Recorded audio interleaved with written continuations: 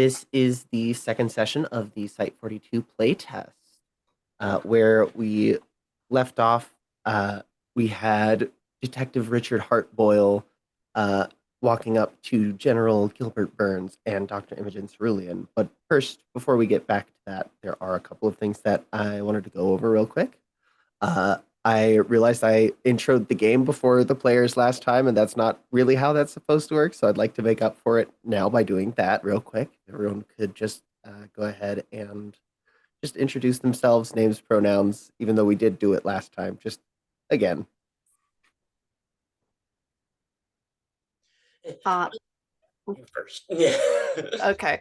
I'm Chaotic, he, they. If you're watching this, you probably know who I am, because this is probably just mainly getting shared to the Gauntlet Discord. So I'm there.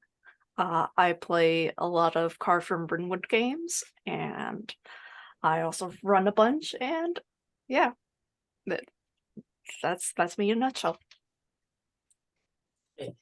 Hello, I'm Jane. I'm at Trekkie140 on the Gauntlet Discord and elsewhere.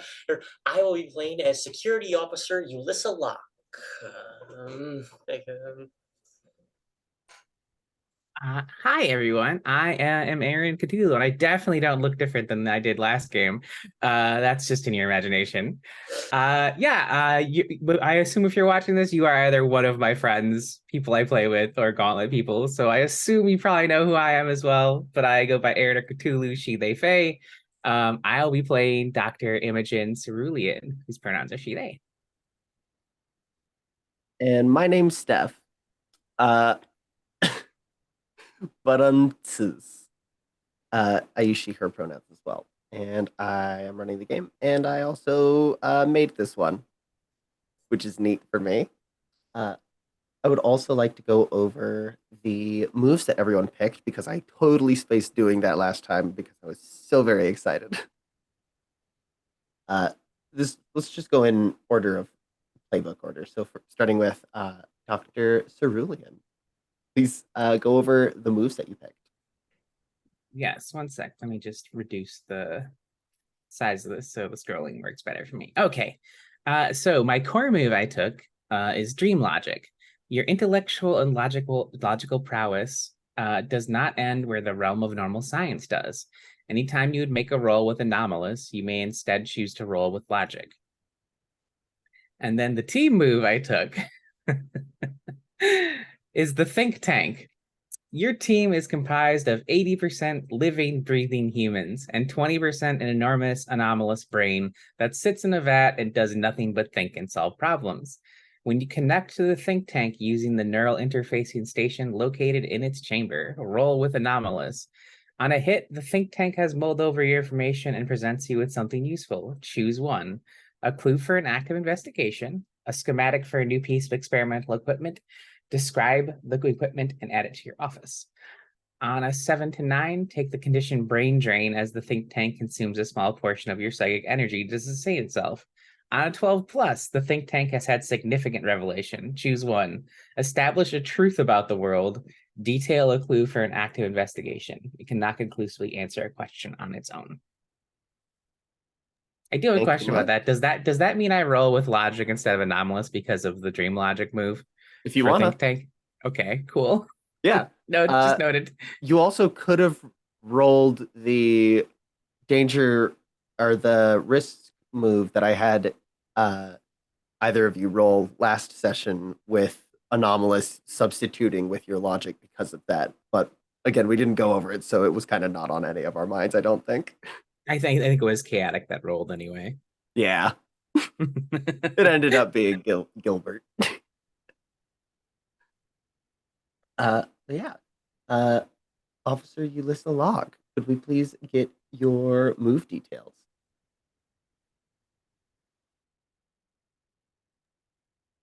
You are muted. Sorry, I forgot I was muted. Oh, good. The core move I took is Overseer. You have the ability to form a telepathic bond with people. This bond allows you to communicate with any bonded person over any distance and at the speed of thought, including any team members that are currently assigned or unavailable. You are always bonded to your team roster. In addition, choose one fellow department head to bond to. If you bond with a fellow department head, your bond will be lost for any reason. Choose a new department head to bond to.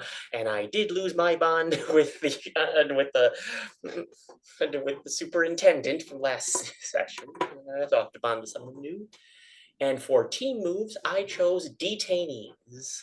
Your department is responsible for housing and controlling non-anomalous detainees that Sun has arrested for a variety of reasons, as well as the distribution and assignment of these detainees to various tests with anomalies. When you, or with your permission, another department head make the staff move, up to 2 detainees may be assigned to a task instead of members of a team roster. For any staff move made with detainees, change the miss result to the following. On a miss, your detainees escape or an assigned member of a team roster dies. Your choice. Detainees may not be used again until you have recaptured or eliminated all escaped detainees. I misread that the first time and thought it was and the detainee dies because SCP, but no, They they're might actually, anyways, though. no, they're actually a problem. Yeah. And last but certainly not least, General Gilbert Burns. Can we please have your moves? I have the move Unstoppable Force. You were born with an anomalous adrenal gland that disproportionately distributes adrenaline through your body during times of stress and with no crash after the fact. For each condition you have, gain a temporary +1 to your physicality, max +3, as your muscles swell unnaturally. If you have 3 conditions, you also gain advantage to physicality rolls. The more danger I am in, the more buff I get. He's got anchor arms. Yeah. And my team move is perhaps one of the more complicated team moves. After a number of operations went worse than anticipated due to your need to go back and forth between Site 42 and the location of the operation, you were able to convince Site Director Star to give you the resources necessary to build a command center on the fly. At the beginning of the break phase, decide whether or not you will be setting up your HQ. If you are, mark a box and choose a location for an active investigation or breach scenario to become your HQ until you use this move or the relevant investigation or breach scenario has been resolved. Choose one member of your team roster to keep watch on the HQ at all times. They are considered assigned for the purposes of the team move. You have 3 boxes to start, and more can be unlocked through advancement. When all the boxes are marked, you have run out of supplies and cannot use this move any further. You gain advantage to any rolls when you are in your field HQ, and you may study a case file in your HQ as if you were in Site 42. During the testing phase, after you're using your move, your scenes for the phase will be held within the field HQ. Any unassigned member of your team roster will accompany you. Every member of your team roster you consult while in your HQ will grant you a clue relevant to the location's investigation or breach scenario. And I have like a painted scene, the question attached to this move. But oh boy, this is a very complicated move. It's a little spicy. It's kind of like an explorer, but with a base. Yeah. It also can run out. Yeah, potentially. Mm-hmm. I don't see it happening because you can get 6 and replenish them, and the game is fairly lethal. I do have a question about replenishing because it doesn't say within the move's text about how to do. A promotion, much like the undeniables advancement for unmarking their masterwork. So okay. I might add more boxes. 6 just seems like a pretty decent number, especially considering you can change it to 12. So we'll see how it fits for now. Hmm. The power of playtesting. For real. For real. Yeah. Yeah, thank you very much.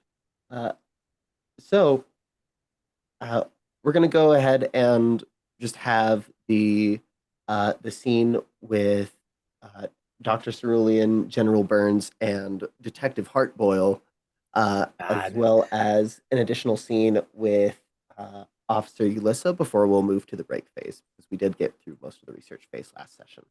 I forgot about the cigarette eater. I don't know how I forgot, but my brain deleted it. I didn't. Probably as a defense mechanism.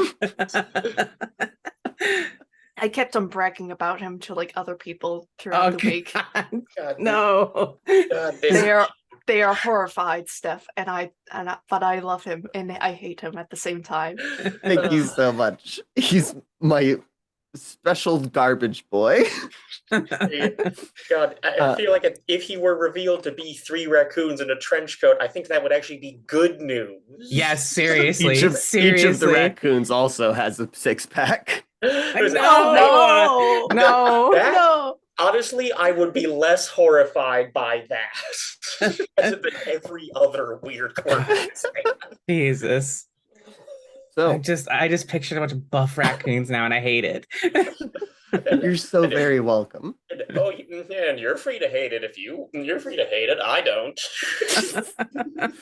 So we are currently at Frank's hot dog stand. Yeah. As a reminder, this hot dog stand smells unlike anything ever smelled before, but whatever it is, it's delicious. And there is some nasty, nasty stuff going on in the kitchen. We have not made it to the kitchen yet, however. Not quite yet. It's a small hand-painted wooden shack with bar stools planted into the sand in front of a serving area. There's a neon sign that's meant to read Frank's, but the broken neon instead spells Frank's rank. A family-owned and operated hot dog stand with great reviews if the paintings on the walls are to be believed. You were, I believe, both about to start heading into the kitchen when you saw Detective Hartboyle walking backwards in your direction. Upon seeing which, General Burns greeted him, and he turned on a heel and pointed and did some real weird stuff. I think he chewed on a cigarette a bit and shouted about things. That's as he's wont to do. And yeah, that's pretty much where the scene left off. What do you do? Oh, I'm going to get up closer to this guy. I believe you have not introduced yourself. I'm General Gilbert Burns. I am working in association with the local police force. And who might you be? Richard Hartboyle. As another reminder, he has a dark green trench coat that just barely avoids the ground, atop a many times stained white button-up shirt with black suspenders and black slacks. He has dark blue rubber slip-on shoes and a lit cigarette. He's very lithe and toned, and his 6-pack of abs are barely visible through the ever-sweaty white shirt.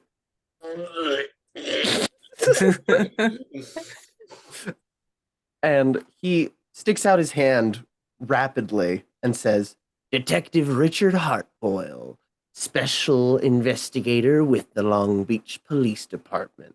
And he flashes his little badge on his trench coat. Oh, so you're our contact for this. Okay, that's very good. Oh, your hands are quite clammy. Oh, that's nice. I am a habitual sweater. I can't stop it. I hate that. I'm a habitual sweater. He's giving people like me a bad name. Yeah, for sure. Oh, so am I. Don't get me wrong. This is a bit of a self-dig at that point.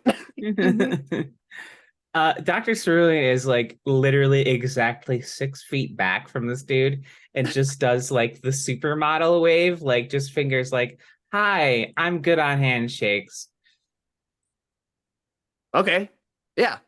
So, you I like your hat a lot.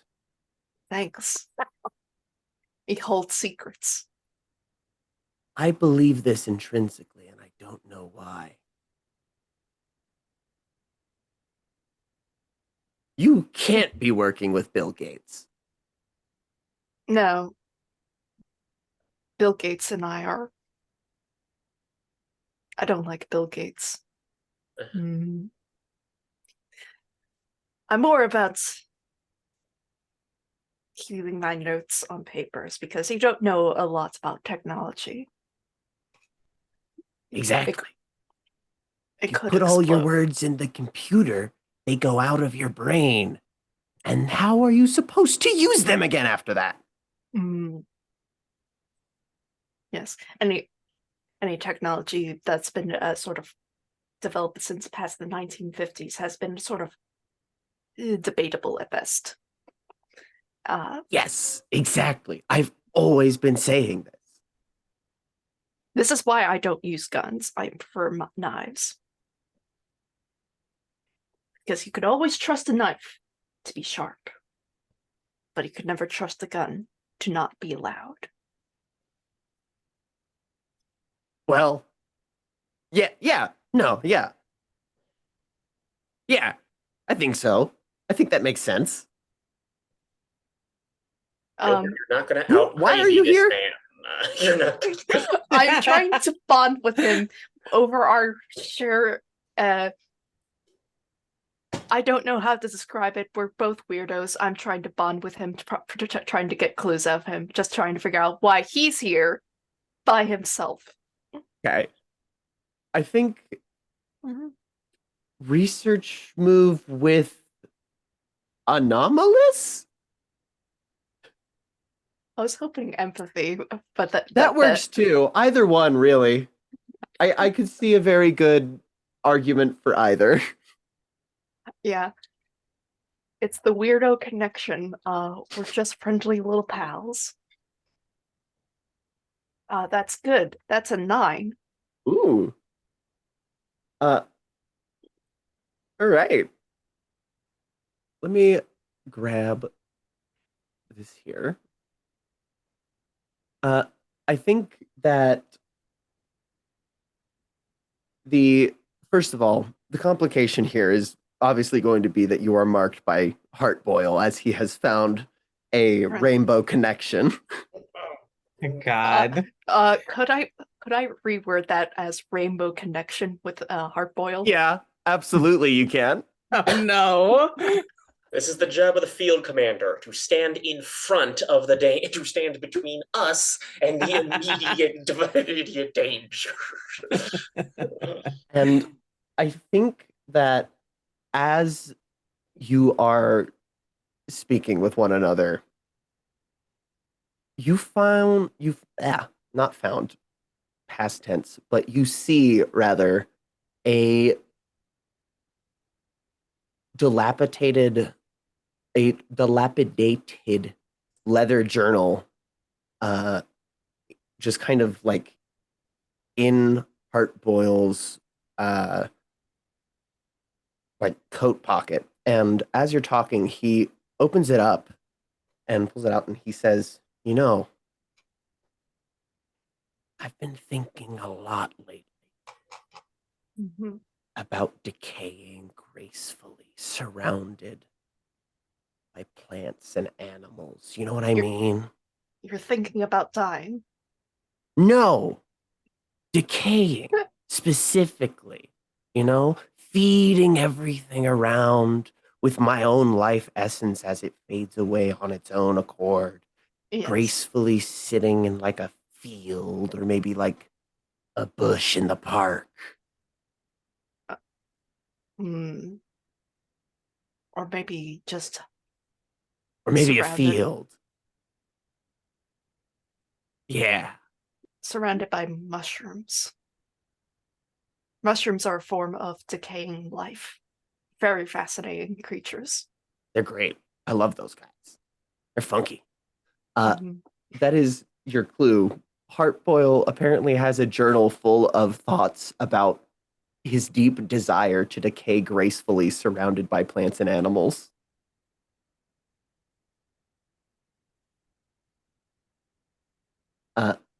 And we will cut away to Ulyssa for a moment before coming back to Dr. Cerulean.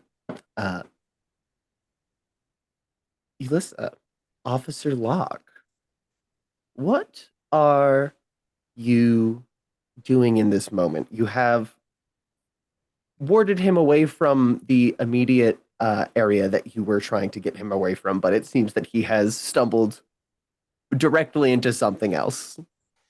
Well, he's not my problem at this moment. He's he's Gilbert's. I'm going to cherish every moment I do not have to spend around this man.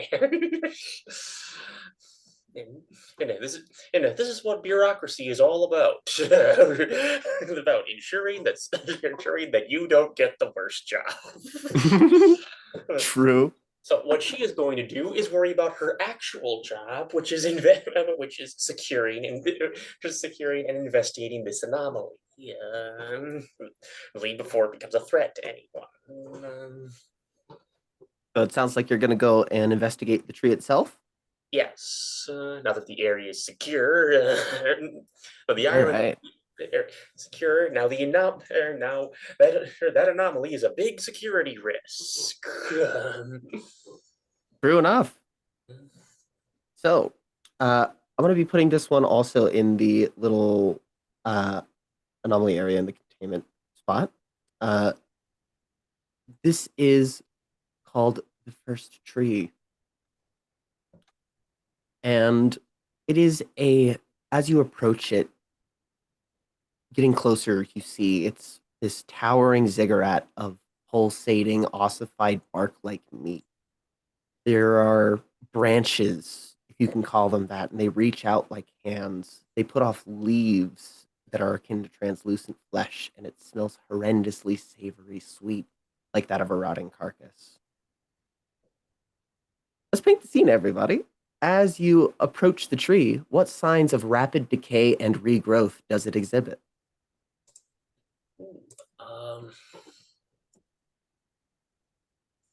I like the idea that it's not. Just rotting away and falling off, but that specifically, like bugs or specifically bugs like termites or termites and other termites. Maggots and other recycling creatures come in and devour it as it keeps growing back. Devours it as it dies, and that makes new space for growth. So I'm picturing a vibe like the forest god from Mononoke, where like the viscera drips off the tree and like a bunch of stuff sprouts from the droplet immediately, and then almost immediately dies on itself. I think besides the smell, it doesn't look like any sort of plants that I think Officer Locke has seen before. It's more fleshy, it's more pulsing, but there's patches where it seems to be quite diseased, but the sort of skin like flakes off and like there's fresh flesh. So it's constantly decaying, but it's also growing at a quite rapid rate.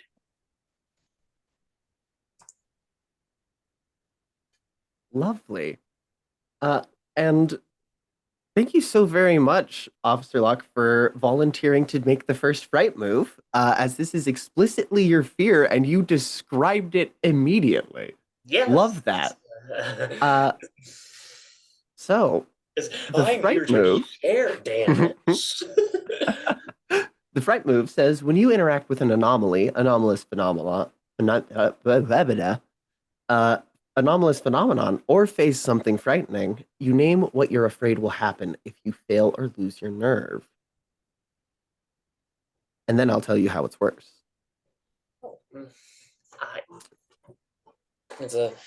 Okay, come up with something worse than she's afraid it'll go. She's afraid she's afraid the decay will spread to her, or decay or pestilence will just and will spread to her. It's worse than that. It will reach into the recesses of your mind and start making new creatures that resemble the one that dug up your mom. Oh no! Oh no! Yeah, would it be? I You can actually choose to prefer back down or go through with this. go through with what exactly? Investigating the tree. Okay, Or, so you can roll with anomalous, or you can roll with the next appropriate attribute at a -1. The next appropriate attribute in this case, I feel, would be willpower. If rolling willpower at a -1 would still be +0. You don't have any conditions, so that's good.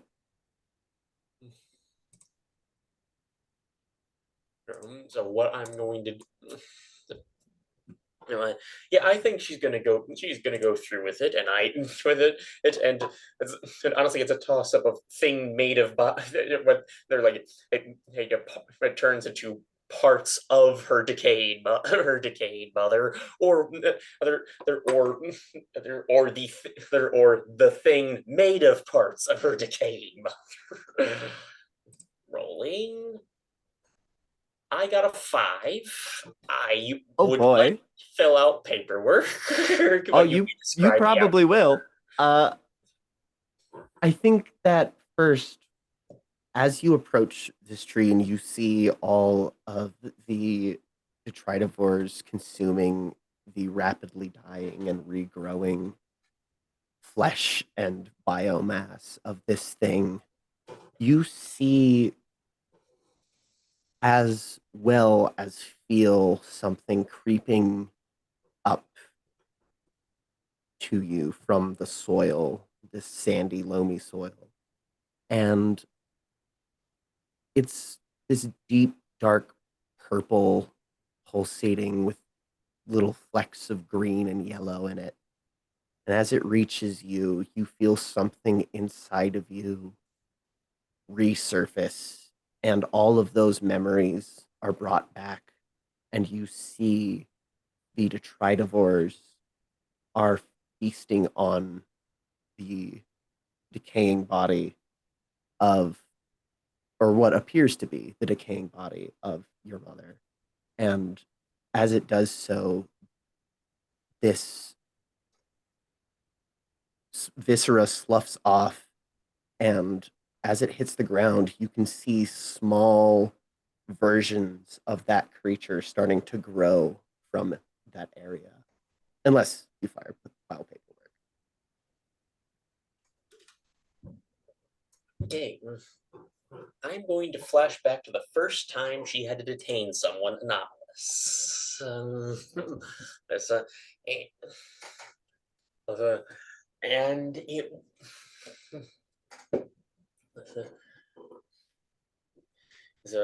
So many anomalies to choose from.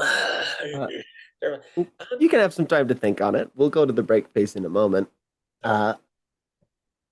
Instead, what happens is you still feel this kind of creeping sensation and this uneasiness in your gut, but it doesn't reach far enough in to grab anything.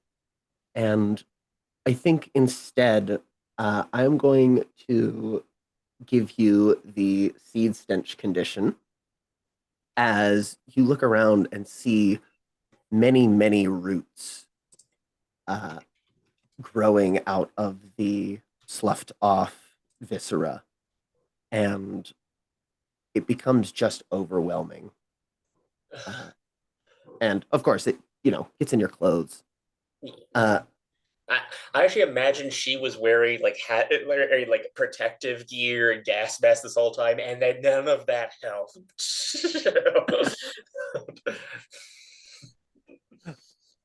Dr. Cerulean, you are. That's me. Yeah, that is that you. was a short. Oh, that was a short scene. Oh, don't worry. We'll probably get back to that. This is just because I wanted to do this immediately after the clue had happened, but Aaron had to step away for a moment. So, Aaron, or Dr. Cerulean, you have seen Richard Hartboyle and General Gilbert Burns getting along swimmingly, actually, and even talking about like diary stuff, I guess. What do you do? I think she's going to use this moment to slip away and go do her job now. She's going to go back into the hot dog stand and get up and close and up close and personal with the weird pod and get some samples off of it. Hell yeah. So you walk into the kitchen of Frank's and you see, well, the absolute state that it is. The seaweed that's locally resourced, kept out in a random pot. Oh. The stuffed hot dogs filled with simply way too much mustard. Oh, Cigarette God. butts and ashes in the food, and for some reason also the pots of hot dog water that they have. Don't forget the And tarantula shells. yeah, tarantula molt, deep fryers. Mm-mm-mm. I think I want to have you roll the risk move here because this is certainly an unexpected thing. We really decided to go hard for the first mystery step. I didn't do that. That was all you. I'm proud. No, I'm proud. you included a haunted hot dog stand. What did you think people were going to come up with? Well, I mean, is good. Is yummy. Yes. So the risk move. When you do something risky or face something unexpected, you name what you're afraid will happen if you fail or lose your nerve. Then you roll with an appropriate attribute. I think this is probably with willpower. Just to not lose it at the absolute state of this place. Okay. Let's see. What am I afraid? What are you? Yeah. What are you afraid will happen?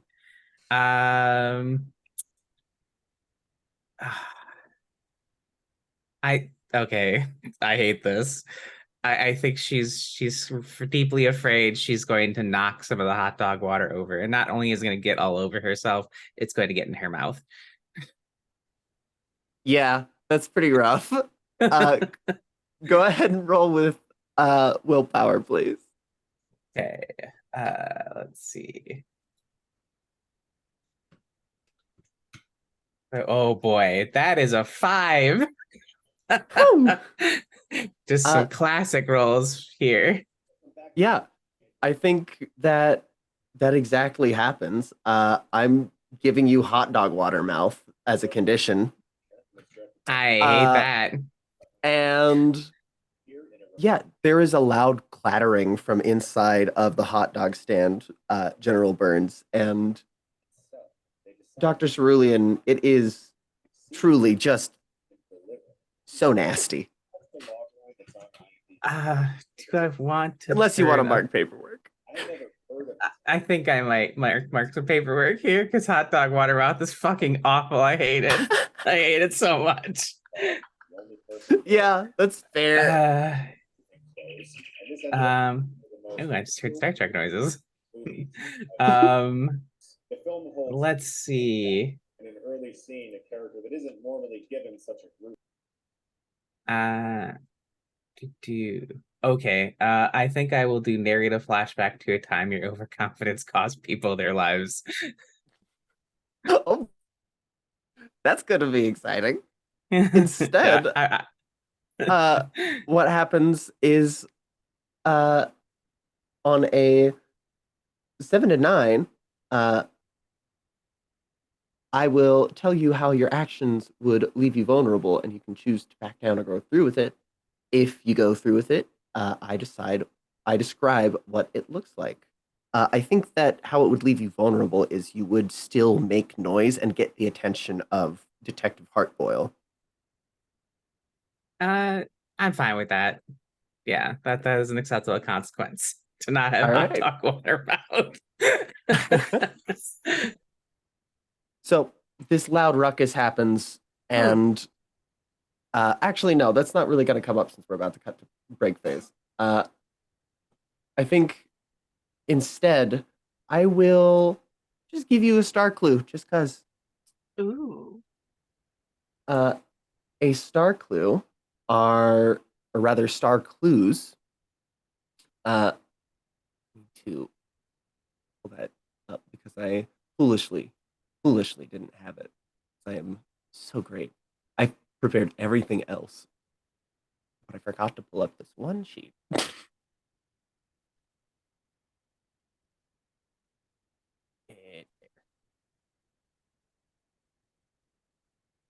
Nope, wrong fucking one. Oops.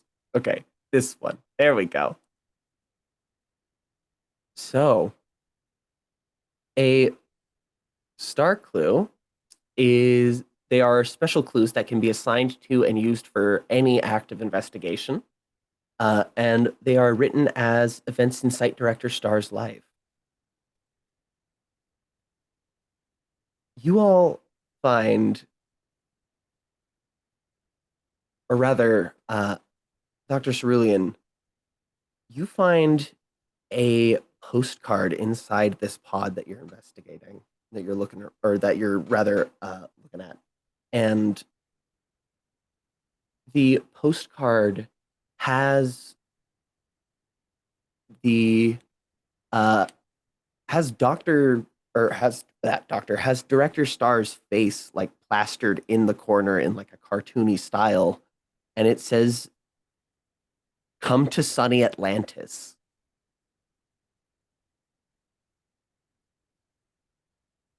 Huh.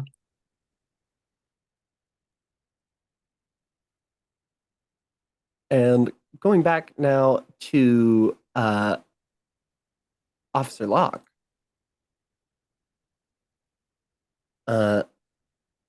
you are at the tree. What are you doing now that you have kind of gathered yourself and are not super upset about being stinky, I would hope. It's like, no, it's like note contagious stench of decay. Okay, yeah, this is yeah. Hey, all right, so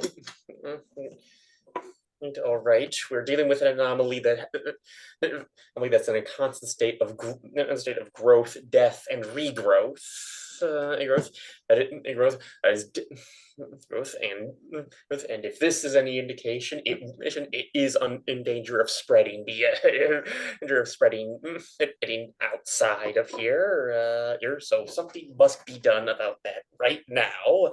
What I think she is going to attempt, I think at this point she's going to test multiple different ways of containing it temporarily. Like she could put she could try making essentially a moat of fire, a flaming moat around it. See if that holds it back. Because in theory, if we can just keep this thing in one place, that is containment. Okay. Go ahead and give me the research move, I think, with logic. Okay, that's okay. Plus 0, so 11. Nice. You can file paperwork if you want to bump that up to a 12. I'll stick with 11. So you see, as you are trying to burn or rather get this moat set up, it's hard to get it to light because as you look in the soil, there are pools of blood in random patches in the sand, like not necessarily at the surface, but kind of just beneath, to where if you step on it or put anything any sort of pressure there, it starts to kind of seep out. Okay, digging a moat isn't going to be very effective because this is already spread underground. But that is your clue: is the pools of blood in the sand. Okay.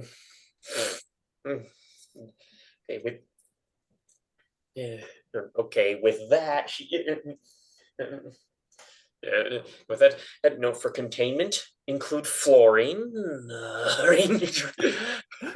Do not avoid stepping on the ground.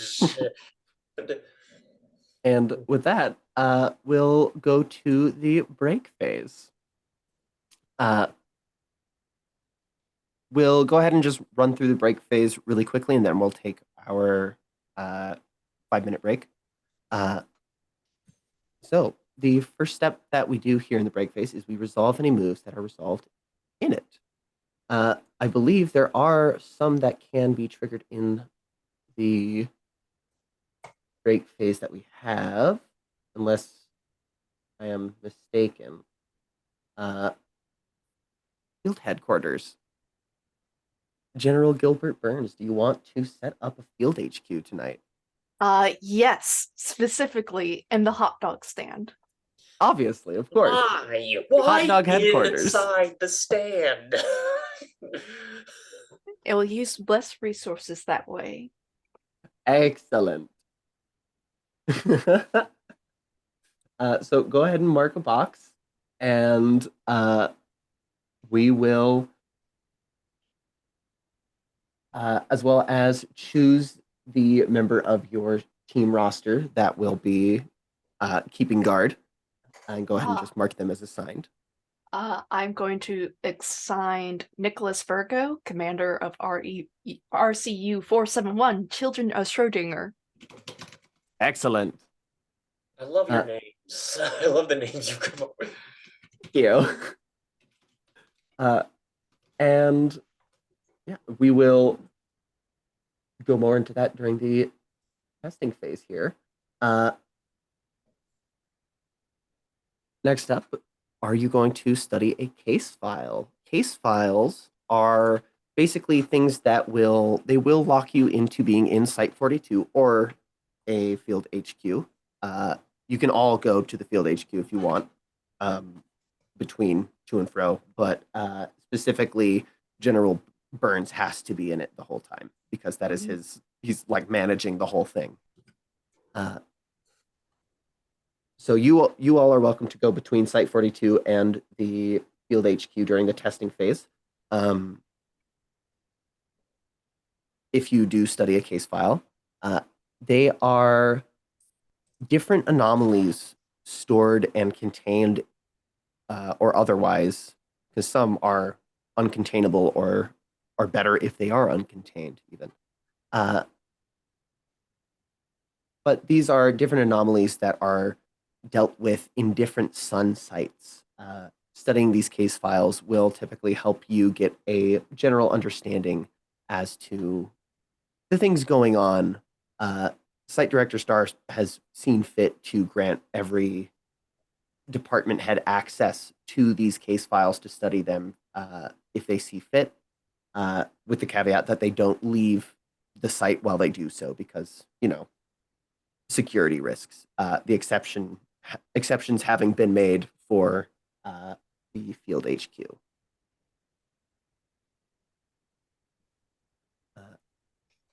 So if you look in the case files section, you will see that there are, I have 4 currently written in here. Each one is, if you're familiar with Unseens, it's effectively an Unseen or an Odyssey type beat. Oh, that is so clever. And they also each come with a reward for completing them. So go ahead and just look over those when you get when you would like to. We'll probably again do that perhaps over break, but you're also welcome to answer a question if you would like to during the break phase. You can do it at any time, but the break phase is good time to do it. Yeah. We have quite a bit of clues. We have 4 clues in total, and we do, technically speaking, have two questions. The first one is part of like resolving this investigation, which is how does the tree get its nutrients? And the second question we can also answer is how can we get Richard Hardboiled to cease his investigations? So what do we feel like answering first?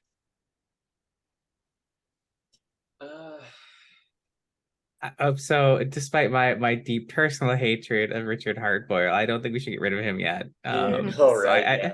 That's fair. I think we should probably answer the nutrients. Yeah. Mm-hmm. It could be because yeah, what? Yeah. Here's my theory. I think that the tree roots are part. It's not a tree, obviously speaking. It's more of a mushroom. So like that's why Heartboil, since like he's like the main person on site, like he's figured out it's like a mushroom, and he's like, oh, this thing is neat, and like I'm going to write about decay and whatnot in his journal, as well as posting about the weird graffiti that's been written in blood and mold and whatnot. Like he's just into like weird ass conspiracies. Like that's what we know about him. But he's actually figured out, oh no, it's a mushroom. And the pools of blood beneath the sand show like it's a network of like it's underneath the ground. So I was gonna tie in the Raven, where I feel like like this anomaly is specifically it's a haunting. Indeed, as in it has a particular target. It represents something. It's not just some alien thing that appeared out of nowhere. It's attracted to something here, and seeing this beach, it might be attracted to some of the decay here. And if not Richard Hardboil himself. So it would be getting its nutrients from Heartboil? Oh yeah, it wouldn't be getting its nutrients from Hardboil, but but I think it's getting its nutrients from the beach itself, from the fact that from the fact it's silly to say littering, but oh yeah, like the decay of the natural land around it. That makes that's pretty interesting. Yeah. So it's a ghost. Ghost meat tree. Yeah. A ghost meat tree. Wonderful. Here we are. It's not a ghost. It's a genius loci. Oh, okay. Fancy. What is that? So what does that mean? Genius loci is the Roman name for a specific kind of local deity. As in individual neighborhoods or even buildings could have an associated genius loci. I say we Silververse is deifying full the of meat tree now. Yes, Silververse is full of genius loci. Yeah. Oh my goodness. Yeah. I mean, I fuck with that. That's pretty cool. Yeah, you seen Doctor Who apologize to the household gods? Yeah, that's the gods. Yeah, the individual households in Rome would said to have their own gods that could personify that location. And this one just happens to be decay because of how poorly it's being treated. Yeah. Okay, that's sick. And so it's the answer would be it's feeding off of that decay. Yeah. Nice. Yeah. That it may have even existed here before. It may have even existed here before all this, but just transformed over time because of all the industrial decay that has seeped into this beach. I like that a lot. And how methodical that decay has been, of the tourists just coming year after year doing the exact same, things, Nice. and no one making any effort to clean it up. All right. Well, let's look at the answer a question move really quickly. When the players have an open, freewheeling discussion about the answer to a question, once they've gathered a number of clues equal to at least half of the question's complexity and reach a consensus, which I believe we have, who would like to roll plus the number of clues incorporated into the answer or otherwise explained away minus the question's complexity, i.e. +1? Who feels lucky? Punk. Given my dumpster fire roll, I don't know that it should be me. Okay, I'll roll +1 and see how that goes for me. On 12. Oh my I rolled a God. 5 and a 6 +1. That's awesome. All right. So on a hit, the answer is correct and the opportunity can be pursued. On a 12 plus, Site Director Star will appear while you are pursuing an opportunity. That's not better news. That's not a greater success. How is that a critical success? Unlocked opportunities can only be pursued during the testing phase, but this is a threshold question. So basically, it just means that he'll just show up. He'll to the say testing hi. phase. Yeah, he'll just come in, check in on y'all, be like, "What's up? How you doing?" But yeah, that is the answer to its question. As he clumps toward us in his wooden clogs. It's just like, clunk, clunk, clunk, clunk. How is everybody doing today? Why are the clogs the scariest thing about this man? So, with that, we can also resolve paperwork prompts, unless you would like to wait until later. Okay, I'll resolve it now because this has inspired me. The first time that Ulysses had to detain someone anomalous was actually arresting a deity. It was arresting a deity. The one whose worshippers had all died, one who was no longer worshipped and was just living as a living and eking out an existence as a human with only a few extra anomalous powers and the inability and immortality. And I want to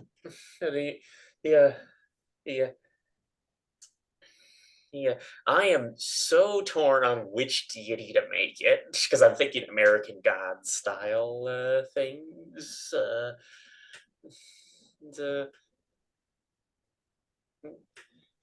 But I like the idea that it was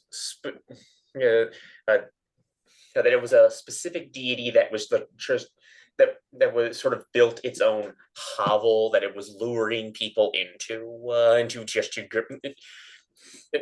to maintain what little power it had left and draining it from people who passed by, but forcing them to reenact rituals that empowered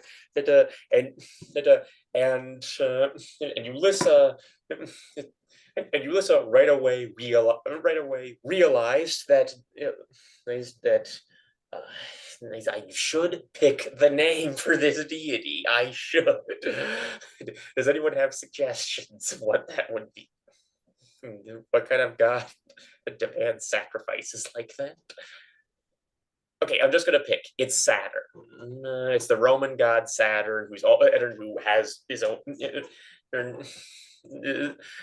Saturn, who they're also called Kronos in Greek, who has run out of children to devour, so he's been devouring humans. So he is to keep himself alive. And what Ulysses realizes that Saturn is just going to be hungry for all eternity. I don't know if this counts. there is a veil on cannibalism, but I don't know if God eating people is I think we should stray on the edge of it and say it is. So maybe rework that a little bit. Okay, yeah. Sorry, it isn't simply it isn't an act of eating, it's an act of performing a ritual that summons up enough divine power for Saturn to then consume. Yeah. So, not that that ritual is in any way pleasant for the people he's forcing to reenact. and and what Ulysses realizes that Saturn is just that in her attempts to stop torture is also veiled. Yeah, she does. Okay, yeah. So I won't be describing the ritual. Ulysses. All right. Ulysses finally tracked down Saturn to stop him in his ritual serial killings, and realized he was always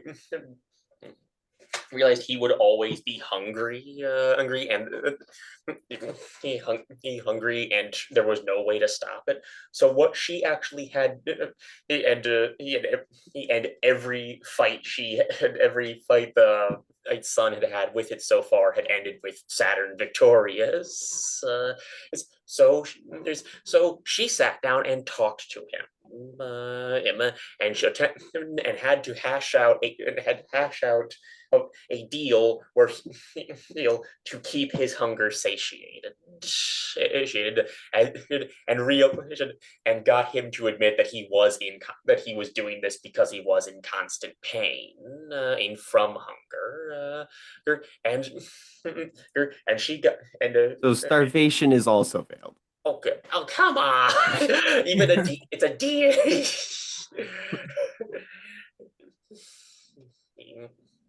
Yeah. He was hungry though. He just wanted more. Yeah, that's all right.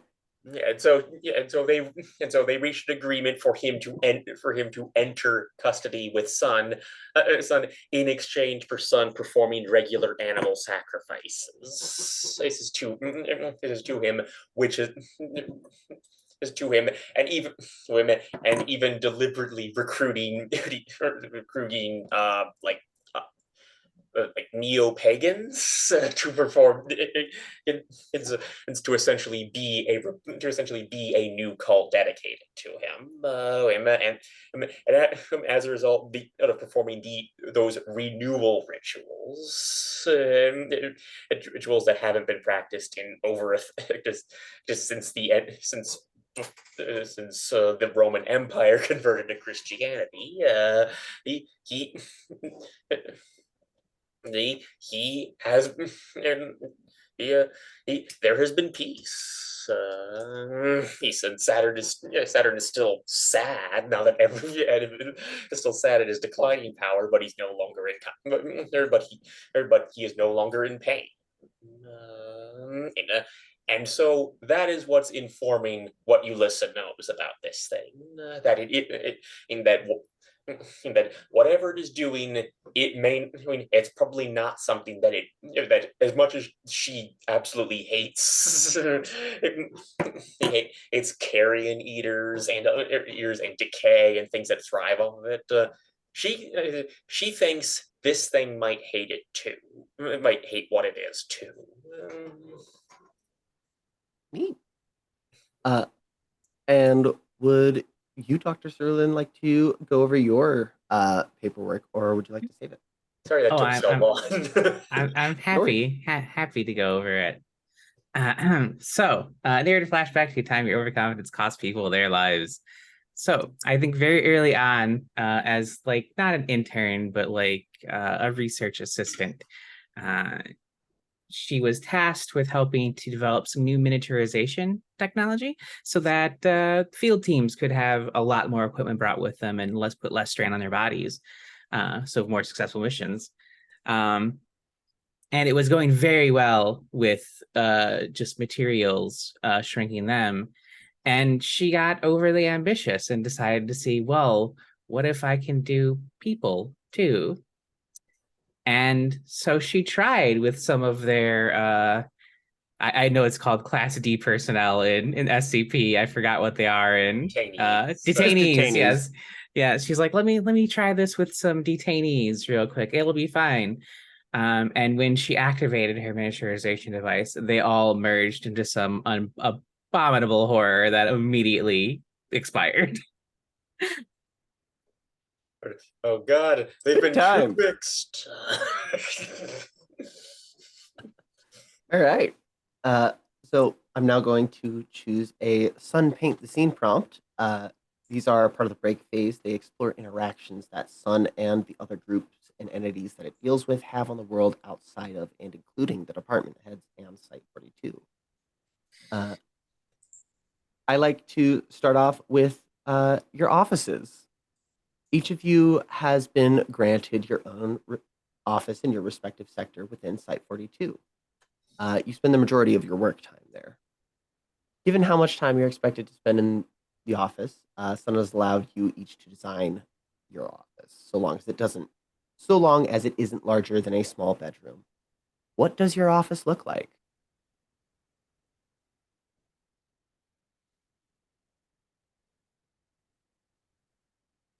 I think that Ulysses' office is spotlessly clean and angular, or full of, full of meticulously arranged blocky shapes.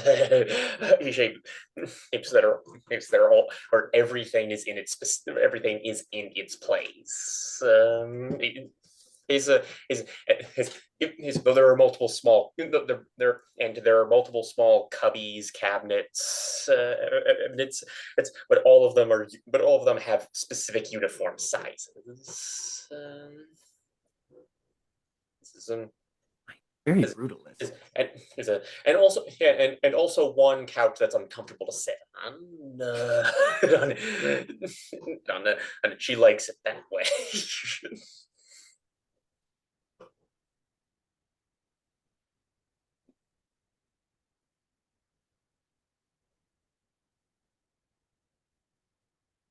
Oh, go ahead, Gayad. I guess I you're about to talk. Oh, that's you can go. Okay, so I think Dr. Cerulean's office, when you step into it, it's much bigger on the inside than it is on the outside. It's very sterile. Besides like the various sundries that we described last session, particularly the snow globe has a place of honor on her desk. And right next to it is a picture of her and her sister, both of who have blue hair naturally. That's weird. In front of a like "Welcome to Toronto" sign.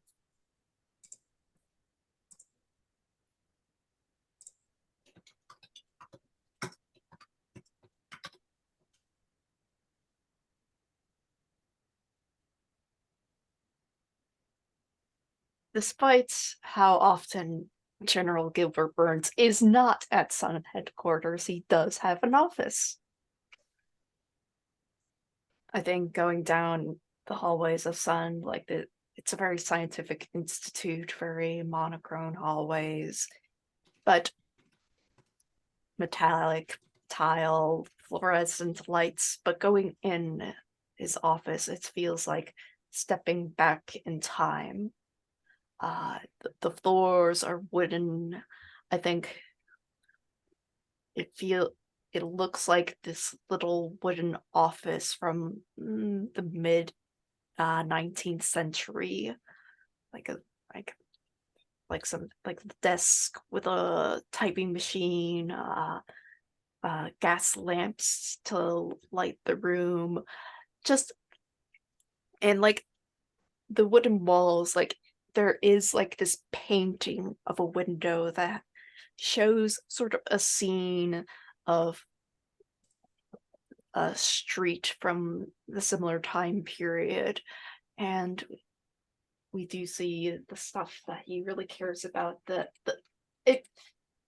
abnormally large jar of tricorn hat polish, this little mannequin that has the uplet tassels with the silly bands, and perhaps a even more ridiculous outfit that I'll describe later. And on display, sort of like as a sort of mantle piece, is the gun that killed Hamilton in a soundproof box. You can see through it. It's a sort of made out of crystal. It's very odd. But that's what his room looks like. Well, office.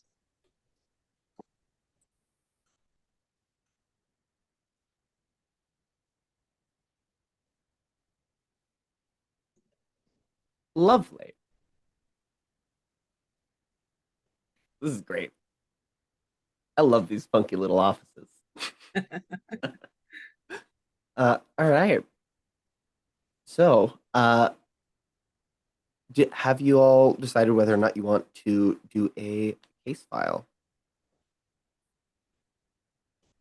Like, from what it sounds like, I should be doing the case file because I'm kind of stuck setting up my little headquarters for this You phase you all do this. You all are studying a case file if you study a case file. Okay. Yeah, because it's like a collaborative effort between the department heads to get information that might be relevant. I think we can go over them on the break if you want to. I think the Mandela bacterium is interesting.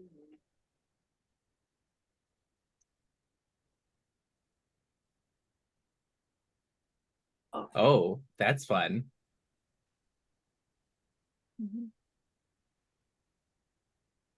Yeah. So the reward, we'd be wasting the reward because I don't think any of us have marked well, besides Gilbert has marked any of the wellness and safety reviews. Oh yeah, I don't want to unmark mine.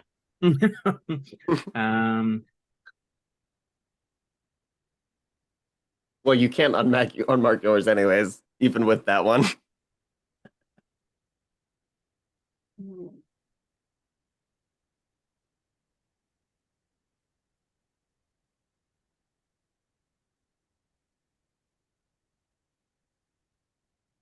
Okay, like just a sort of rules clarification. It just says you can never clear a employee of the month. It doesn't say you can't unmark that thing. It does specifically for the Mandela bacterium reward. Oh, okay. I see. Yeah. That's Wikipedia looks fun, or however that's pronounced, because that's a weird P. Wikipedia. Wikipedia, I see.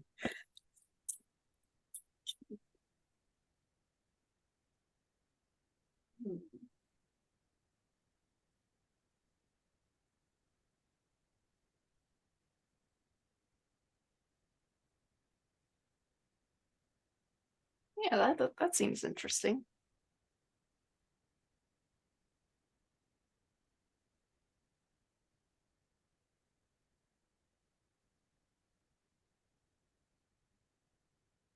Sounds like it then.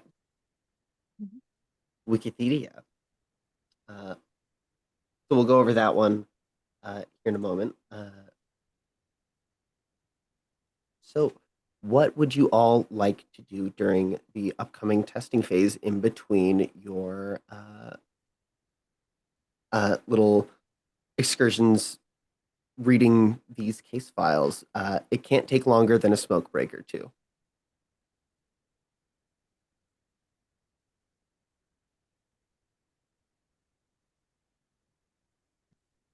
Well, I'm setting up my HQ, so I'll be busy with that. I think that. And also keep in mind that you can't leave Site 42 or the field HQ. You can be in either of those places, but not anywhere else. I think Locke is going to assemble a makeshift shrine in an attempt to communicate with this thing. Oh. Interesting.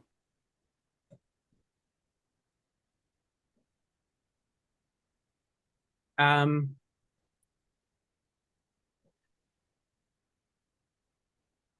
I think whatever non-clue samples I've gathered from the hot dog stand, Cerulean's gonna experiment with to oh, I've got him. Oh, I can narratively use the meat terrarium without marking it, right? Yeah. Cool. I'm gonna experiment with the samples I have in my meat terrarium. Hot dog samples in the meat terrarium. It'll be We fine, love I'm this. sure. All right. So I'm going to go ahead and intro or rather, I'm just going to go ahead and assign the prompts here first. So the first one for Wikipedia is for everyone, since it is a paint scene. The second one will be for chaotic. The third prompt for Jane, and the last one for Aaron. All right, and we'll go ahead and take 10, and we'll come back and do the testing phase. Okay. So we are now going to do the case files. This is the last step of the break phase here. Is I introduce the case file by reading its opening text and the prompt. So the opening text here for the case file we are looking at today, Wikipedia, A-1004 is a memetic anomalous web page that seeks to mimic common informational sites, namely redacted.com and redacted.com, and spread misinformation in such a way that bends the laws of reality itself. When A-1004 is accessed by a user, typically by misspelling one of the aforementioned web page URLs in the address bar, the web page at first appears to be identical to that of its non-anomalous counterparts. When a user accesses a subpage after making a search or navigating the web page's home screen, an error box appears stating error 4004. The following information has not been approved for refutal, with two options, both reading OK. Upon selecting either option, a web page will be displayed containing the factually incorrect information regarding the subject requested. When a user reads this information, the memetic effects of the anomaly take place, causing the information to be true for the reader. Now, we are going to go through this first prompt here. It is a paint scene. This is incident log A4004 I3 perfect lasagna. User designated A4004-U41 accesses A4004. Query, lasagna recipe. Response, to cook the perfect lasagna every time, utilize your heat vision at 4050 degrees Celsius for 0.5 seconds to flash cook the dish. After making their perfect lasagna, A4004-U41 utilizes their new heat vision to go on a lucrative crime spree. Paint the scene. Narrate this crime spree, please. Oh boy.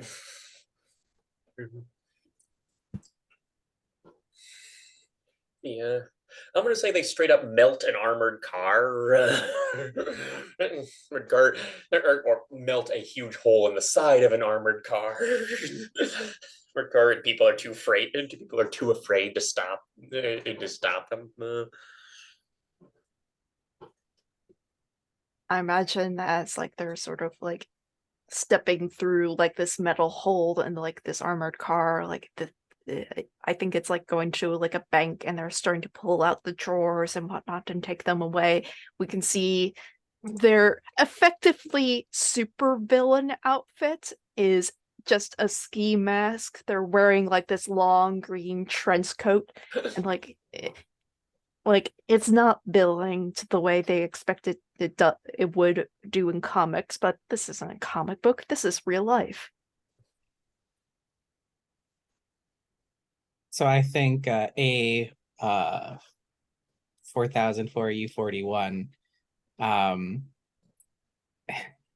is deep in debt from student loans, and so decides to do a Tyler Durden and find the bank that holds all of their loans, and collapses it to the ground by hitting all the support structures.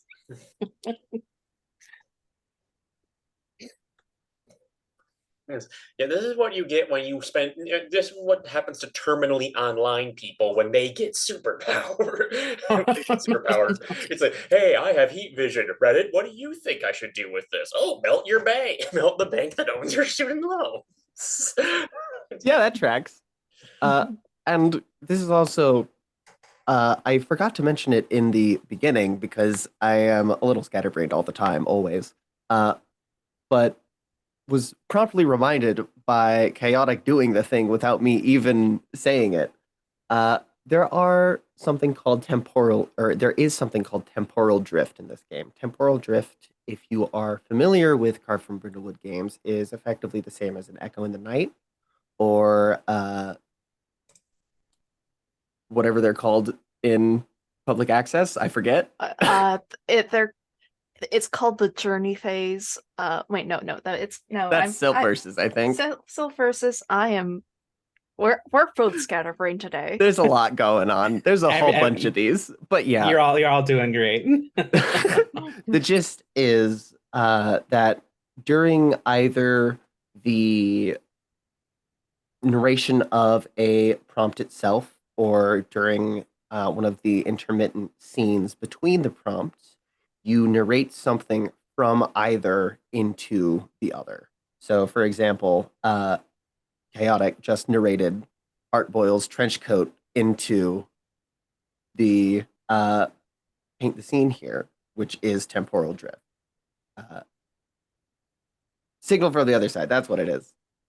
Because of the yeah, you know, the title of the thing that I'm in.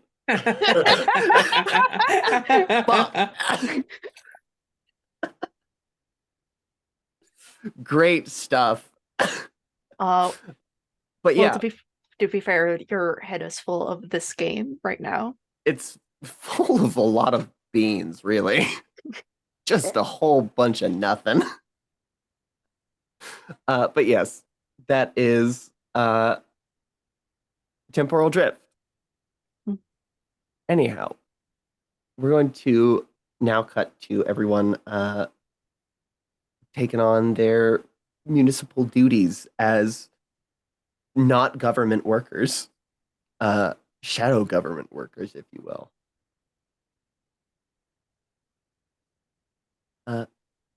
Dr. Cerulean, what kind of experiments are you performing in your flesh terrarium with this hot dog shit? So she's gonna like take some of the flesh out of the flesh terrarium, not do it within the terrarium. She still likes her precious little flesh stuff. So she'll like she probably has like just like a little small like chemistry setup in her office, and so she'll take some of the meat out of the terrarium and some of the hot dog water and tarantula crunchies, and first she'll do a little drip drip drip of the hot dog water on her meat. Ooh, I could have phrased that better. I could have phrased that much better. And you veiled cannibal. And you veiled cannibal. I was the one who veiled cannibalism. And you said no to starvation, but this. It's fine. What? And then she'll like see if she can prompt a reaction to the tarantula bits by like putting them near the meat.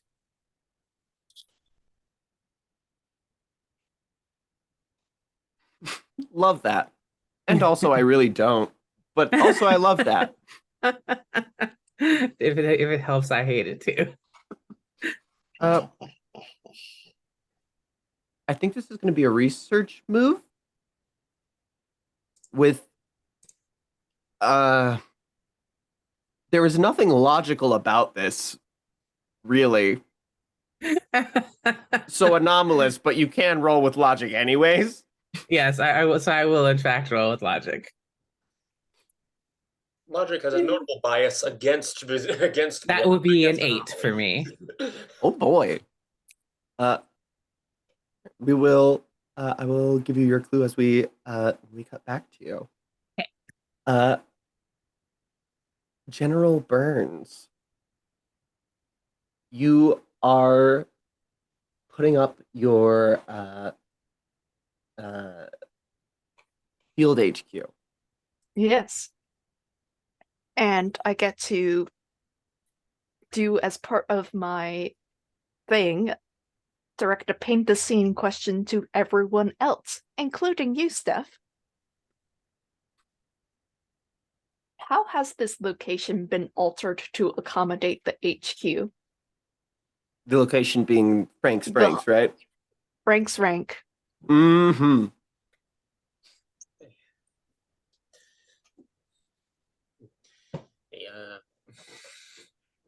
I imagine a plexiglass enclosure around the hot dog stand. There's just a door with many locks on. There's like a door. It's huge glass windows with like one metallic door that has many locks on it, and a sign on the door that says "Enter at your own risk."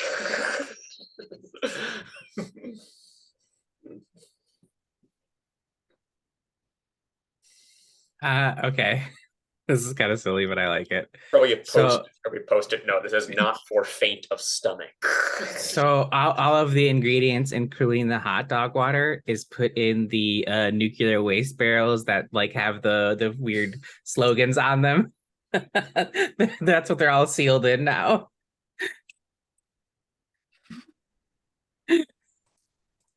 And all of the like menu monitors, like the screens that'll have menus on them at like a fast food restaurant and stuff like that. All of those have been changed to show like the case file and the readouts and stuff. So you're sitting as if you're ordering, reading the case file.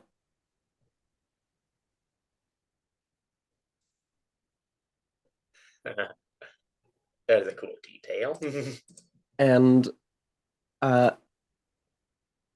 as well, helping you set things up currently is Nicholas Virgo, the commander of RCU 471, the Children of Schrodinger. He has a black tactical turtleneck with an urban camo Kevlar vest and joint pads, as well as black athletic pants, black sneakers, and black leather gloves. Got an average build and a very charming smile. And he appears to be in his mid-40s, roughly. He's currently just setting up the big fuck-off door. Yes, I imagine one of the reasons why he's setting up the big fuck off door is I am currently probably dealing with Heartboil because he's trying to get in here and it's just like, Mr. Heartboil, I understand that you do want to help out, but we have a certain protocol with this. Like, trust me, I know about all of the conspiracies. I know about Bill Gates. I know about Steve Jobs. I know he's not actually dead. You can trust me. I have the authority and the power and the knowledge to make sure things are handled correctly. I do not want to find out if Gilbert is lying about all those things. All right. I think that Heartboil says, "Oh, well, but why are you taking over the hot dog stand, though?" Well, the hot dog stand is the closest building to the anomaly. The tree. Well, yeah. I guess that does make sense. I can't even have like a little piece. No, because the hot dogs have been contaminated, unfortunately. No, Yes. not Frank's. Yes. Apparently the tree likes hot dogs. They are pretty good. Mm, Have you True. tried the tarantula crunchies here? They're the fucking bomb. I've heard very good things. I've seen the reviews. Yeah, they're right there on the wall. People don't lie on paintings. Of course not. They lie on the internet. Exactly. And I think that Nicholas finishes putting this big old door on the thing and taps you on the shoulder. Says, "Hey, door's ready if you..." Or he kind of looks over your shoulder at Heartboil and up and down at him and says, "Done." Mm-hmm. But yes, a hard boiled. Yeah. I do want you to remain in the general area, but however, you cannot get in our way. Otherwise, I'm going to have to take precautions. And I just point at him as like I step back through the door and just close it in his face. I think that this will be the, I want to say, risk move. When you do something risky or face something unexpected, say what you're afraid will happen if you fail or lose your nerve. And this is going to be with, I think, just willpower. Mm-hmm. Fuck. That's a +0. But do I have Or disadvantage? no, empathy, not willpower. My bad. Okay. Do I have And disadvantage because of Rainbow Connection with Heartboil? I think so, yeah. Um.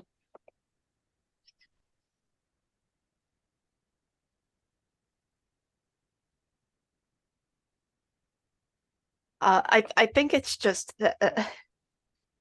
Yeah, I really can't use anything because otherwise, nothing in my personal quarters will make my authority appear stronger to Heartboil because we already have that connection. We're tight as bros, uh, which is unfortunate. He just wants to help out. As always, the MTF leader has to suffer the most Uh, on the job. yeah, I think what I'm most afraid is that Heartboil will squeeze on through and get into a fight with my effectively my guy, my Nicholas Virgo. They're just going to get into a fight because like Nicholas is just like, okay, sir, you're going to have to leave and try to. And they're just two regular dudes, and I don't need this. And Godwin Ungaro and Angus Hilton are in the field HQ as well. They're just not specifically doing what Virgo is doing because you have Virgo assigned to doing security things for here. But yeah, that could also be an altercation that happens. Yes. So yeah, go ahead and give me disadvantage empathy, please. Well, that's not bad. I wish it was advantage because it would have been 10 otherwise. However, it's just an 8. Lovely. Mm-hmm. We will cut back to that. Officer Locke. There is one thing that I forgot to mention earlier when you made your fright move and took that condition. Mm-hmm. If you hover over this quick reference here for Face Your Fear, if you would take a condition due to the result of a roll or keeper reaction while facing your fear, that condition, or the next most appropriate condition, if you already have the maximum amount, becomes a fear condition. Uh-huh. So your seed stench is actually a fear condition. Okay. So you mark that first box there on its fear track. And it doesn't do anything worse than give you disadvantage at the first stage. However, as it gets worse, you will get more negatives effectively. So Got it. yeah, The only way to clear a fear condition is by reducing it to stage 0 with the virtuous move. Which won't really come into play quite yet because really just it'll effectively be the same as just clearing a condition with the virtuous move anyways at stage 1, as long as you're not the one acting virtuously. But yeah, you're starting to get a little rattled by A-1004. Otherwise, what are you doing?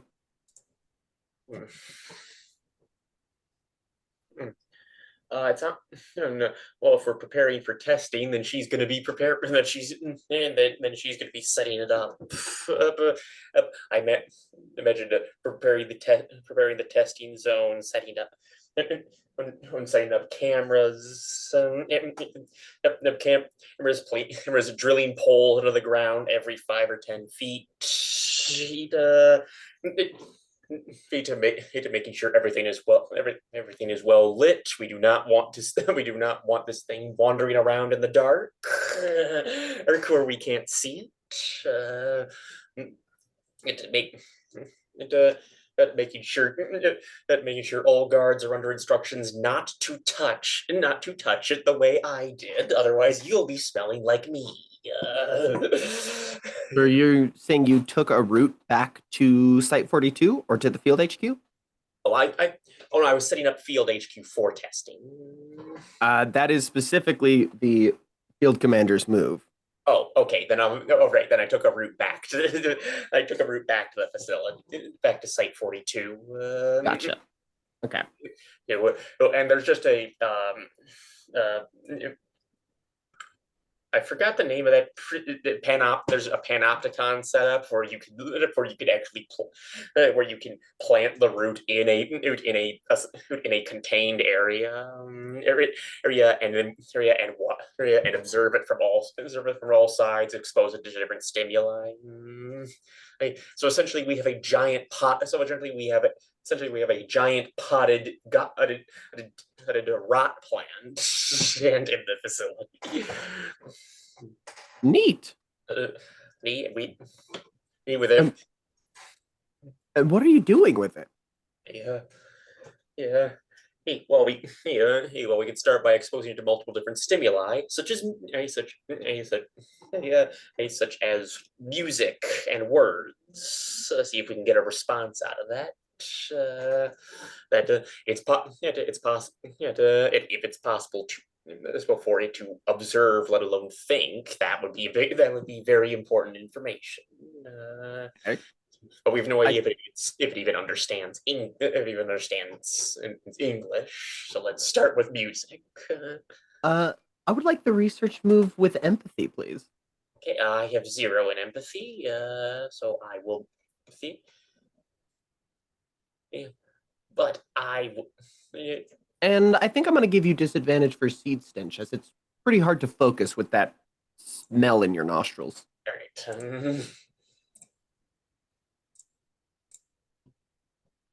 Okay, that is a 6. Lovely.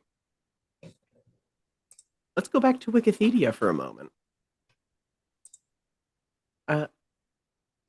Chaotic, could you please give us your second prompt?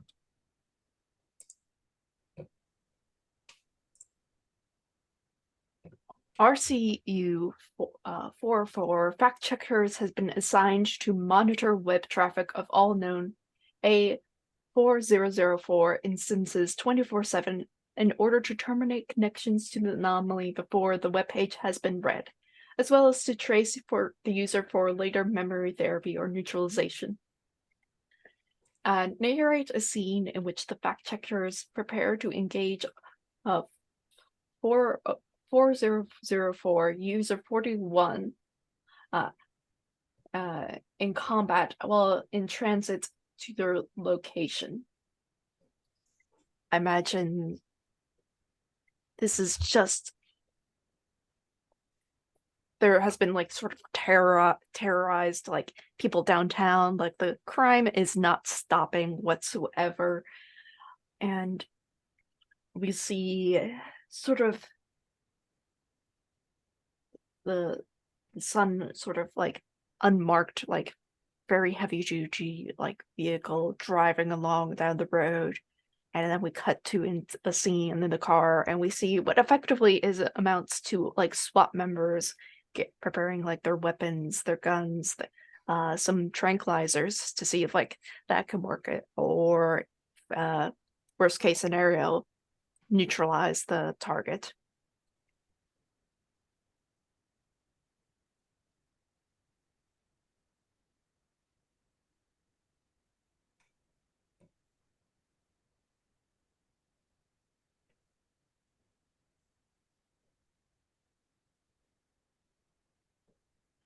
All right. Dr. Cerulean, you got a 8. 8. Yes. I knew it was either 6 or 8. You got an 8 on your research move for hot dog water and meat terrarium. And I think that what you find is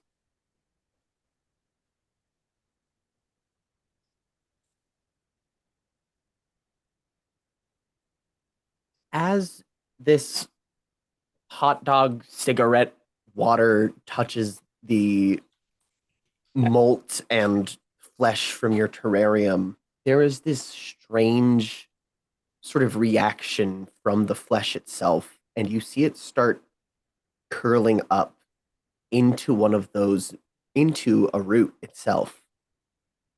That's your clue, is that you have grown a root from weird hot dog water, tarantula molt that's deep fried, and strange flesh terrarium meat. And it is also your complication, as you are going to take the seed stench condition as well, because it is rancid, these things. Okay. Because this is good news.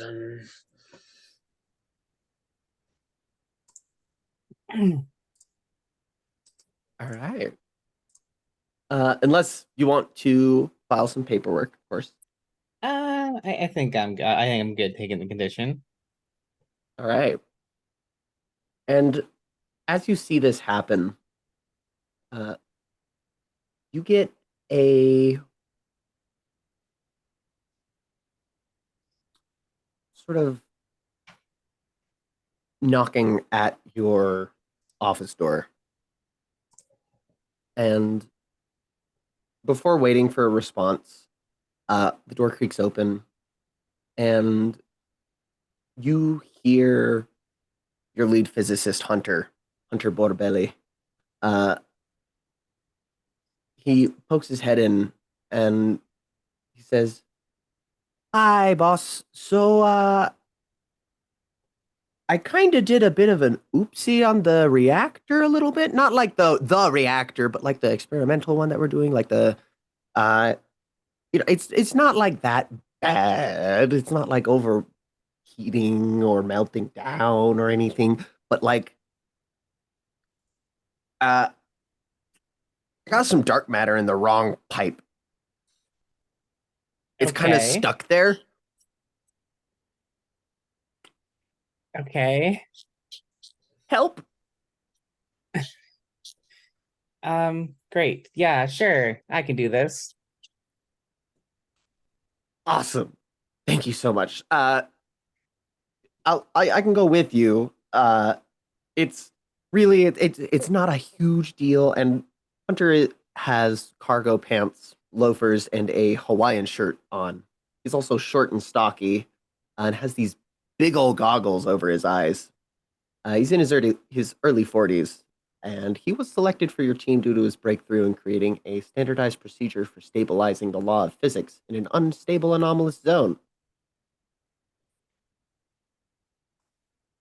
Yeah, he's gonna try and lead you to the thing to have you help him fix it. Wonderful.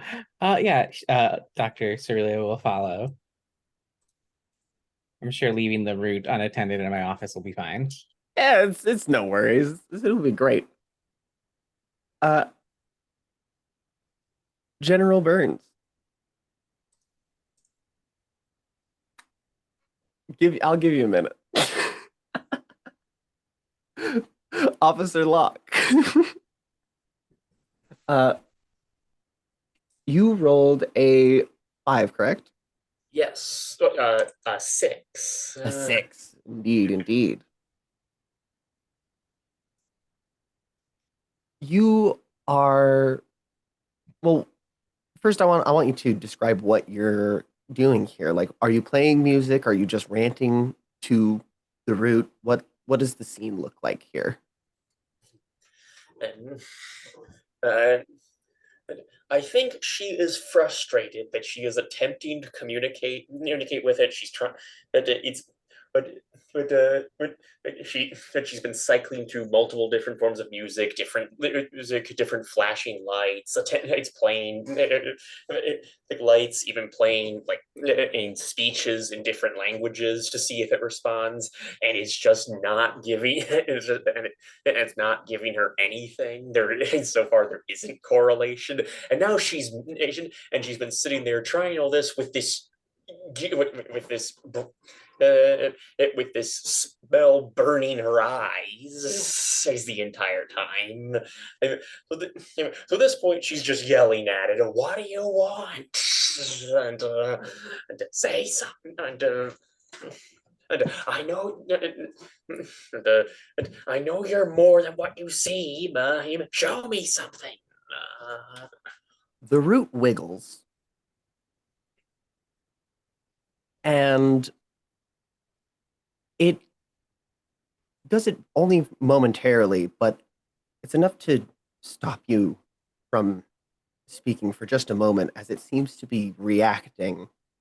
And then it kind of keeps wiggling, and some of the earth around it starts parting, and you start seeing that the root, this tendril, sort of resembles almost a tail of sorts as this creature begins backing out of the soil that the root was buried in. It's this rat-sized creature made of muscle and fatty tissue. It has no fur, no skin to speak of.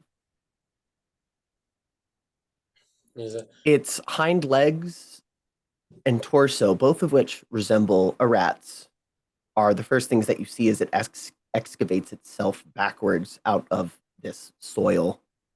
But the front legs and head, however, as you're seeing it, more closely resemble that of a canine. It kind of pushes its way out and looks around, and it's really not that large. Again, it's about rat-sized, and it looks at you and cocks its head to the side. What do you do? Unless you want to file paperwork, of course, to increase your result. First, I take notes. It gave me a rat's ass. I could not resist.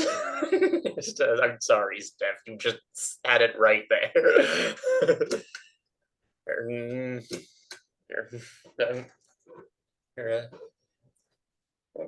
So with that, she's going to investigate anonymous animal handling. And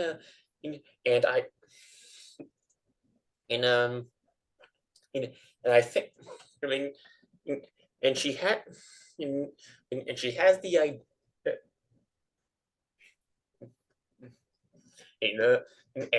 She has the and I'm trying. Yeah, for a second I thought, oh, yeah, I could use physicality if I try to chase it. But I don't think I said. But It's just not really doing anything right now. So I think she's going to put. So I think she's going to put on a pair of gloves, grab a net, and it says like, "Okay, clearly this isn't the wrong containment region. It's mobile now. Time to." And she's and she's and she's gonna go catch. And she's gonna go try to catch it. All right. I think this is going to be the fright move since you are dealing with anomalous phenomena here. What are you afraid will happen if you fail here? Okay, what I am most afraid of is that it can understand me and will say something I don't want to hear. And say something I don't want to hear. Here, I would much rather it just be an animal. It's worse than that. While it can understand you, you won't be able to understand it. Do you want to go through with this? Yes. All right. So go ahead and give me a roll with anomalous or physicality -1, your choice. What we mean? Okay, that's gonna. All right, that I have 2 in physicality, so that's a +1. I get a 6 again. Lovely. And a really real blaze of glory for this session. This session, a fantastic swan song for this character. And we'll cut now back to General Burns. Remind me, what was your roll? It was an 8. That's right. And this was on the Heart boil. Yeah, the risk move. Mm-hmm. So on a 7 or 9, I'll tell you how your actions would leave you vulnerable, and you can choose to back down or go through with it. I think that they won't necessarily. So Heartboil won't get in and poke around where he shouldn't be. However, he will be watching you. Oh no. Do you want to go through with it?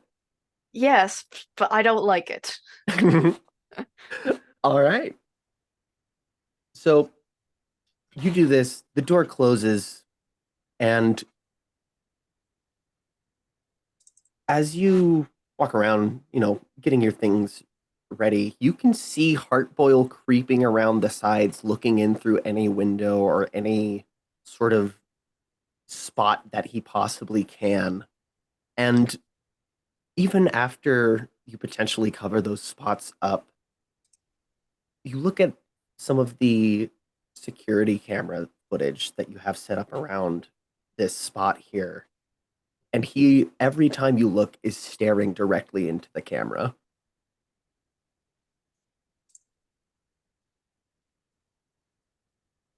Well, for starters, I am going to take out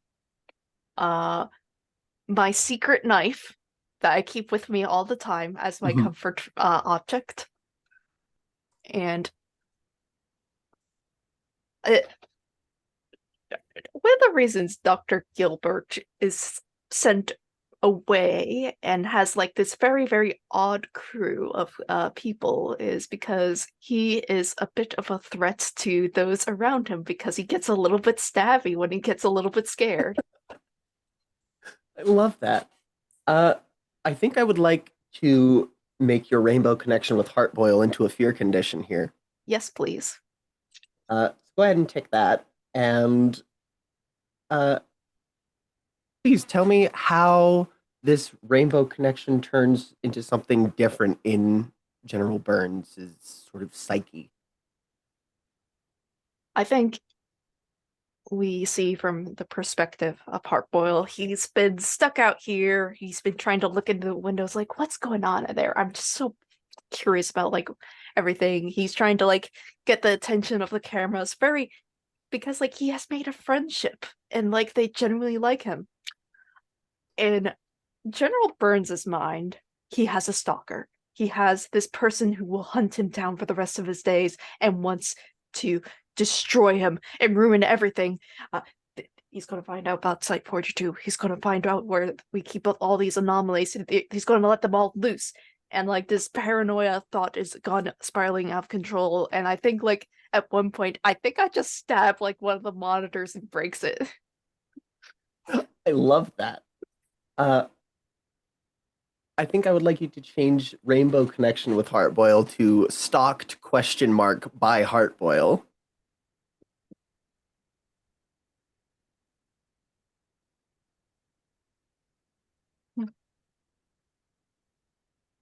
And, you know, unless, of course, you want to, Mark, file some paperwork to change that outcome.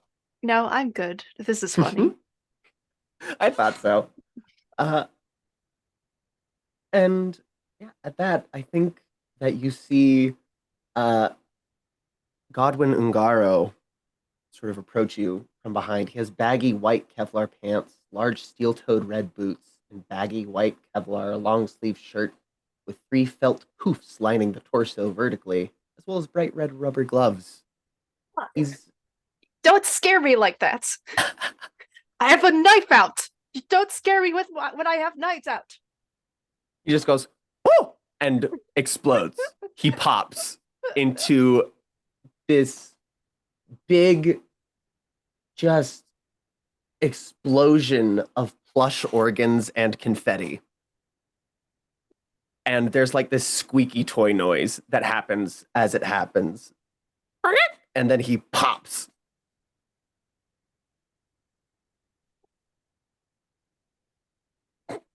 What do you do? Well, I know this is maniacal jester crew, right? Yeah. So I know about this. Yeah. And like I assume like the rest of the crew sent him to talk to me because like again he can't spook me with when I have knives out. And frankly, he's the best person because they can't be stabbed, if that makes sense. It's like a balloon. Yeah. He just kind of pops. Mm-hmm. But yeah, that happens. And what is it? He walks back in through the door of the bathroom and he says,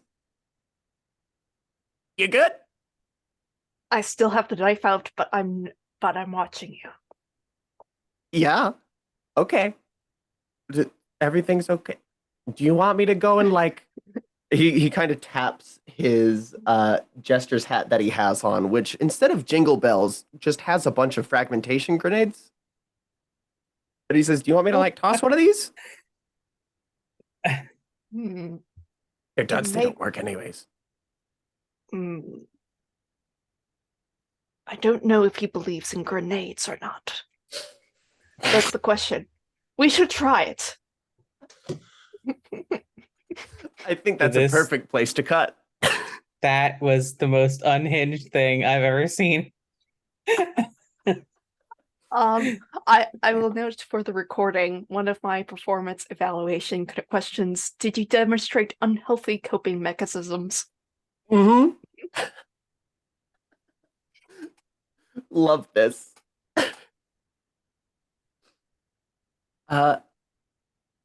Yeah. Dr. Cerulean, I believe, wait, I think we go to the next prompt now, right? Yes. I think we've done all three of you. Genius. All right. Here we go. Jane, the fact checkers arrive at A-1004-U41's location, exit the Sun APC, and are immediately greeted with A-1004-U41's heat vision. Describe how the preparations from the earlier prompt managed to stave off the lethal radiation.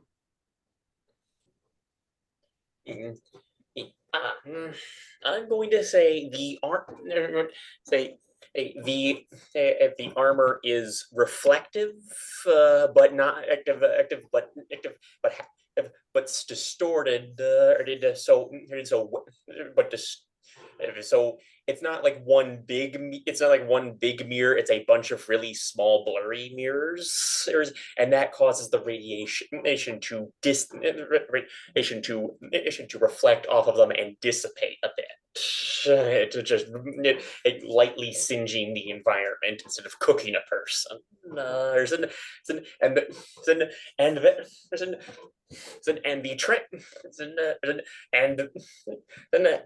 And the trained tactical team with tranquilizers is adequately prepared to stop this terminally online man who was overly relying on one anomalous ability.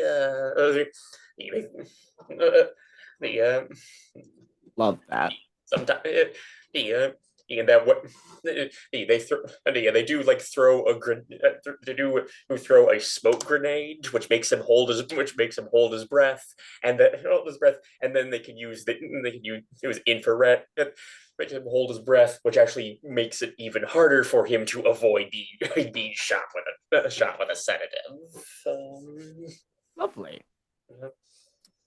Dr. Cerulean, the little small prototype scale reactor that Hunter is showing you is within just the basic R&D section of Site 42.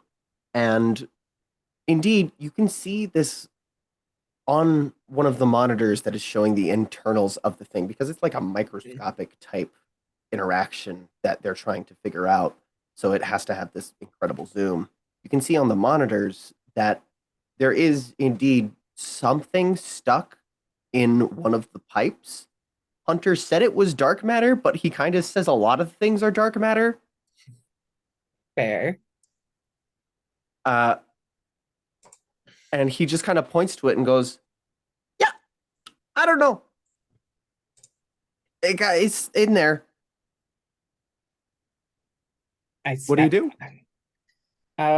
So she's gonna try to find, like, she wants to take a closer look at whatever is actually blocking the pipes, whether it's dark matter or not.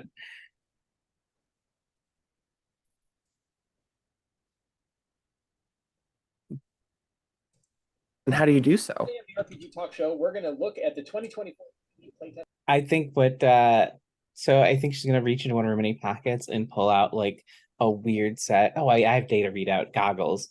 She's going to adjust like the readout on her goggles so that it can analyze the whatever is in the pipe closely, and maybe like pull out some. I think that this will be fun. Pull out attachments from one of her mini pockets and like put them on there, so it's like super zoomed version of her glasses. Nice. Yeah, go ahead and give me the research move with logic, I think. Hooray. Okay, 8 again. All right. One sec.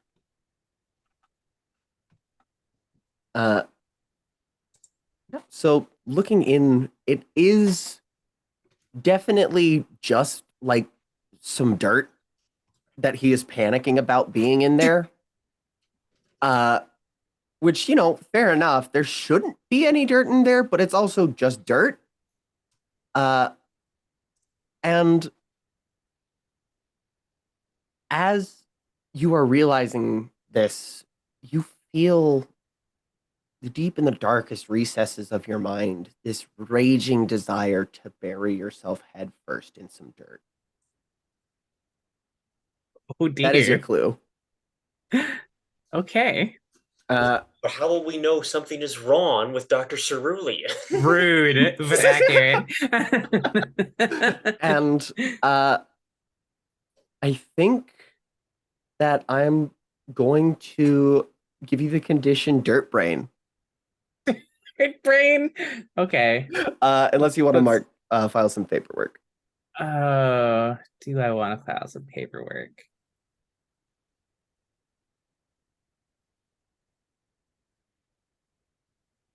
Boo, boo, boo, boo, boo. No, I'll take Dirt Brain. Excellent. And otherwise, give me the scene. Or actually, give me the scene when we cut back to you. Officer Locke, you got another 6, correct? Yes. So you can tell as you're talking to it and kind of shouting, trying to chase this thing down, you can kind of catch that it is recognizing what you're saying, if not even understanding it. But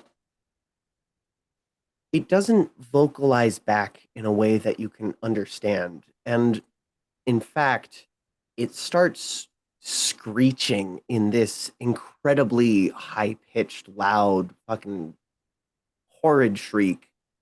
And you are going to take the condition migraines as this thing just sonic rocks your noggin. And it is going to then take that opportunity to get out of your sight unless you want to file some paperwork. I'm going to file some paperwork to keep it so that I don't lose it. I'll say, flashback to first job in the security industry. When you actually start working in security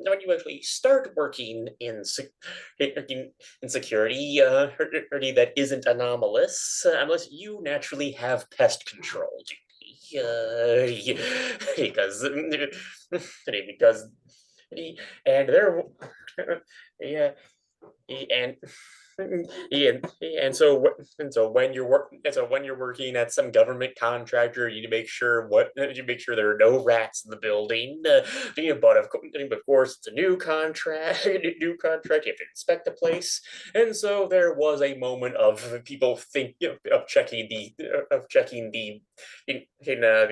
an office space for mice, only for that tiled ceiling to cave in and lots of mice fall out onto the floor. So Ulissa had to. And so on that, and so Ulissa at that point panicked and ran, only for the next. It ran, and then it had to spend weeks laying out traps and checking them every single day. For the entire length of that contract to make sure all the rats and mice were dead. And trying to be covert about it because everyone working there was really grossed out by whenever she brought it up. So she has learned not to let problems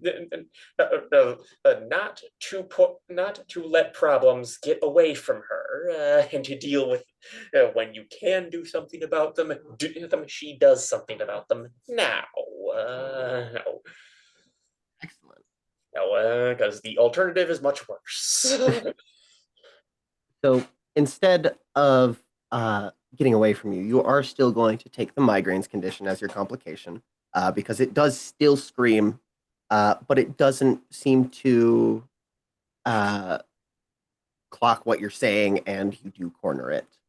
What do you do? I've heard the.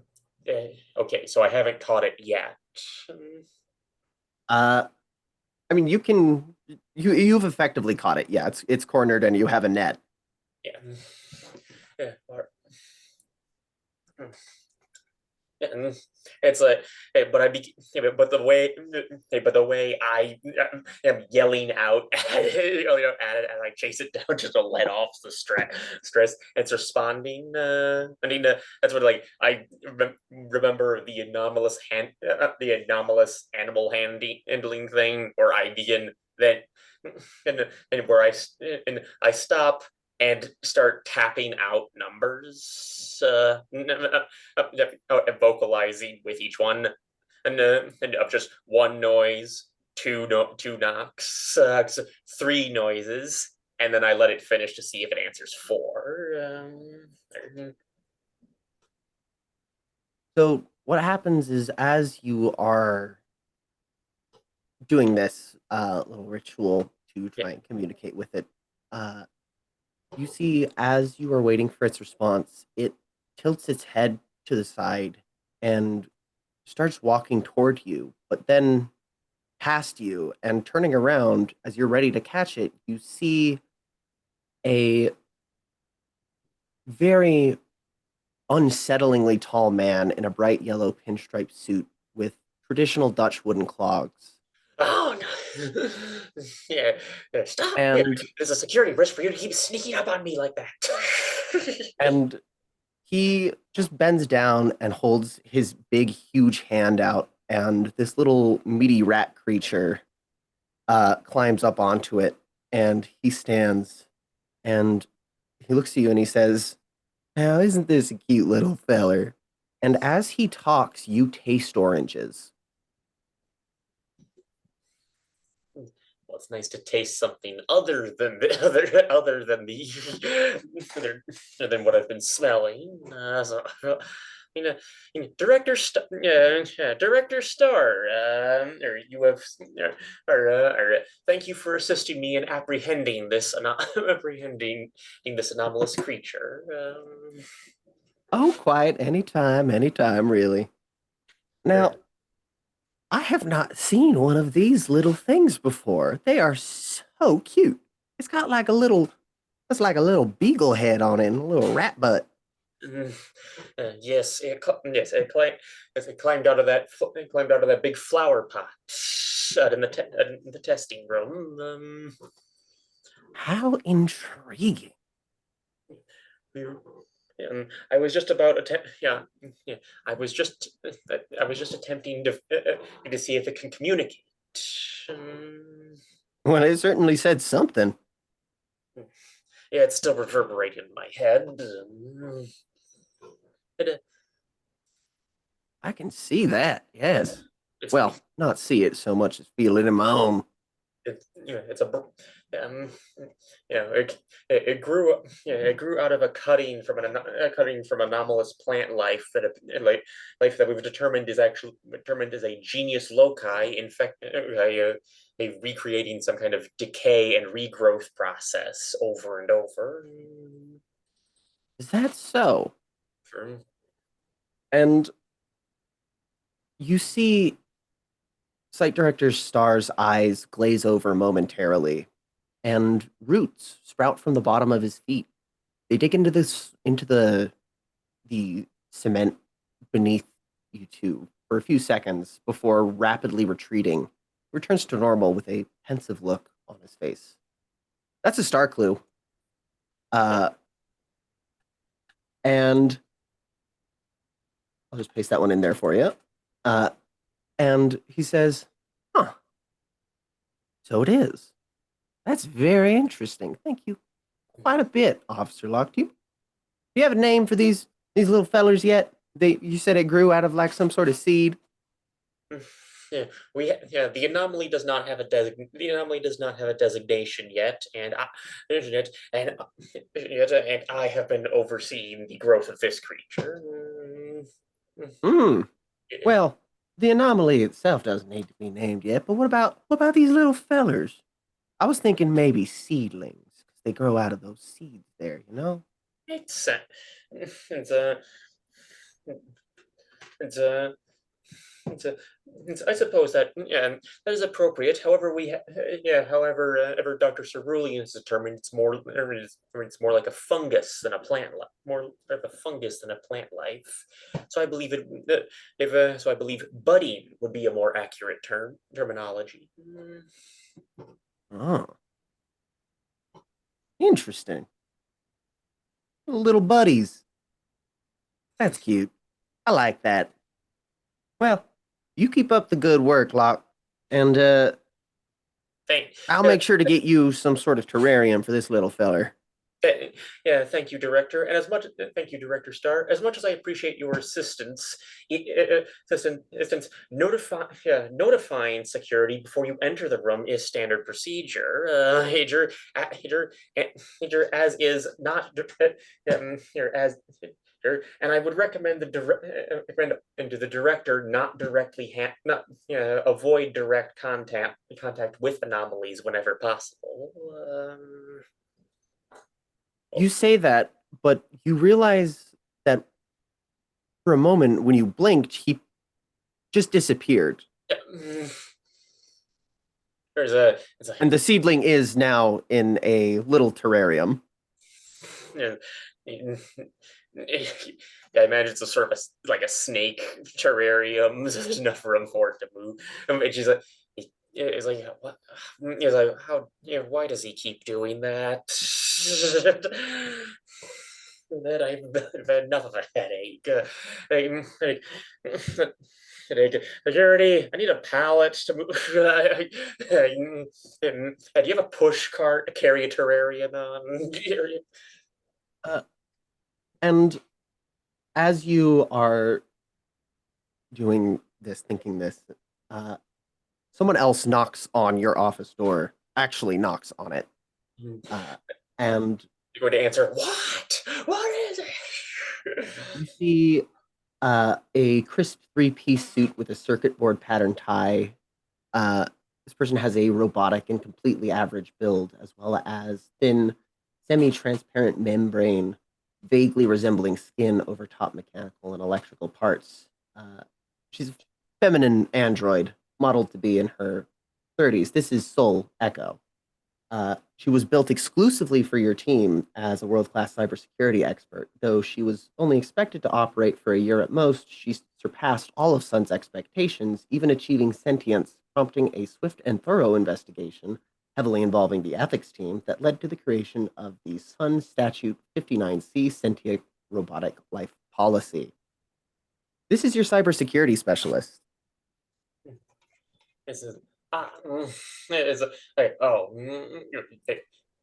what was the name? Oh, Soul what is it? Oh, Soul Echo. I'm sorry, busy day. Acknowledged. Yeah, you have. Hey, is this about cybersecurity? I'm currently dealing with anomalous fungus, anomalous animal, mineral, and vegetable, anomalous animal and vegetable life. Affirmative. There is something interfering with our site intranet. I would appreciate an assist in getting to the area I am required to be in. I do not have the appropriate clearance to access this section of the facility. Yeah. Oh. Yeah. Yes, I'll be right. Yes, I'll be right there. Just gotta drop the buddy off it. Buddy off with Cerulean. Cerulean. Then we'll get, and then I'll help you. Excellent. And cutting over to General Burns now. You have interacted with Godwin Ungaro, so you do get a clue as per your move. I think that when Ungaro pops, you do also see a just hunk of meat, just a slab of raw meat, plop on the floor where he was as well, in addition to the regular plush organs and confetti. And when he walks back into the room from the bathroom, and after that brief exchange with you, he kind of looks at the meat and goes, "Oh, that's weird. I don't think that's mine." Well, it came out of you. I'm gonna stab it with my knife. Yeah, it's like it's pretty meaty. It's pretty meaty. Could I get the research move with physicality, please? Okay. Yeah. This is just so funny.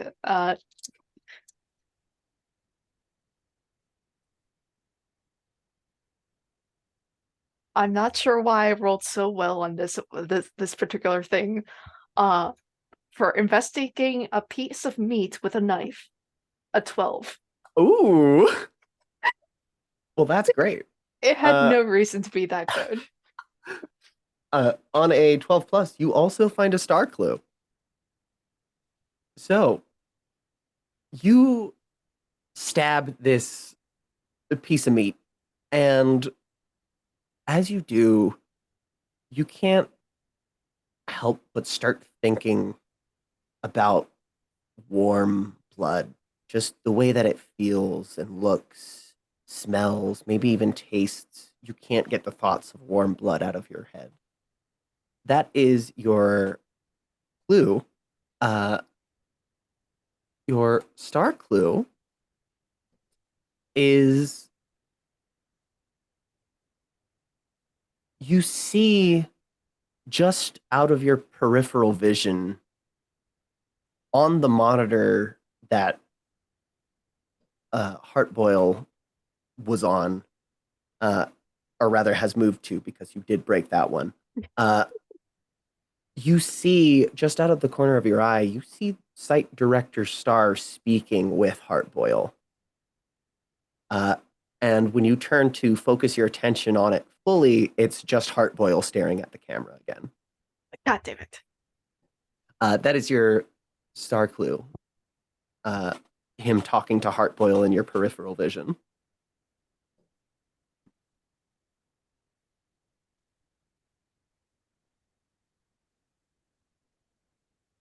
And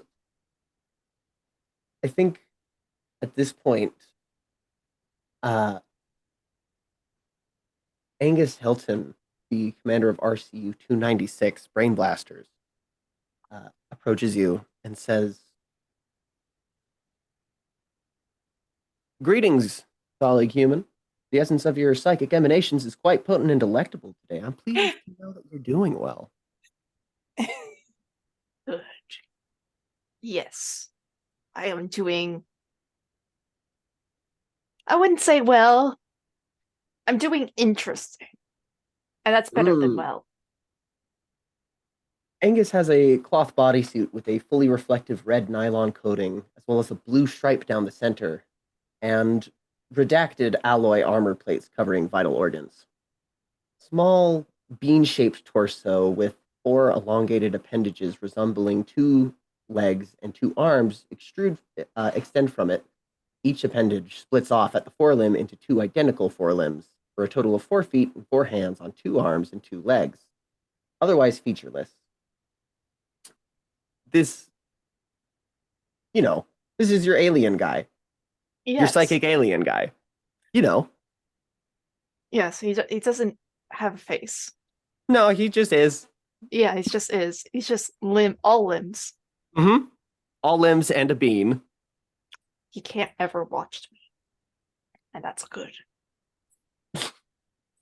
But yeah, Angus, which is his chosen name, of course. Just kind of says, "I've been sort of just tickling the edges of that heart boil.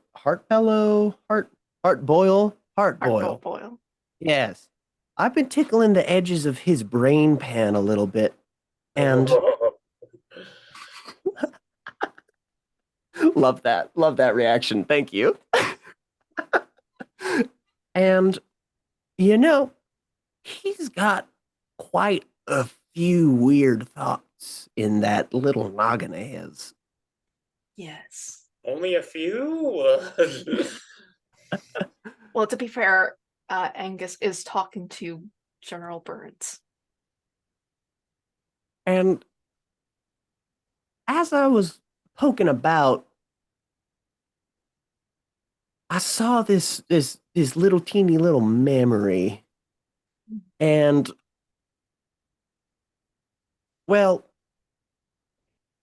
I think the guy's got a little meat critter as a pet. Oh. That's your clue from Angus, is that some people have been keeping buddies, as they are officially called now, in this one. Some people have been keeping buddies as pets. Buddies or budlings, either. Yeah. Little buddies. Little buddies. Little Uh, guys, cute little yeah. scrunglers. And particularly Heartboil seems to have one as a pet. And Angus says, is that normal for humans? Do you Yeah. usually keep meat pets? No, meat creatures are very elusive, especially ones that are more plant-based. Meat and plants are two separate things typically in the world, but this is an anomaly. People do not keep anomalies as pets as normal. We must find out where Heartboil lives, or at least where he's keeping the buddy, the meat buddy. Yeah, sounds good, boss. Yeah. And kind of trots away on his four legs. It's Mhm. 2 forelegs. No, it has 4 forelegs actually. Fuck. Or 4 legs. I'm not a math queer, Steph. Stop making me do math. Neither am I. Why do you think I'm struggling? All I'm imagining is like that Angus uses like both his hands and feet to walk away, because if they're like separated like at the knee, that's why I'm imagining it at the joint, it'll be very hard to like stable yourself on like those 4 legs. So it's just like nothing but limbs just waddling along. Yep. He's great. We love Angus. We love Angus. I love my little goon squad. And we're going to go to the last prompt in the case file here. Aaron, A-1004-1 realizes that their heat vision is ineffective and begins to panic. Instead, they attempt to use their ability to melt the support structures of buildings around the fact checkers in an attempt to crush them.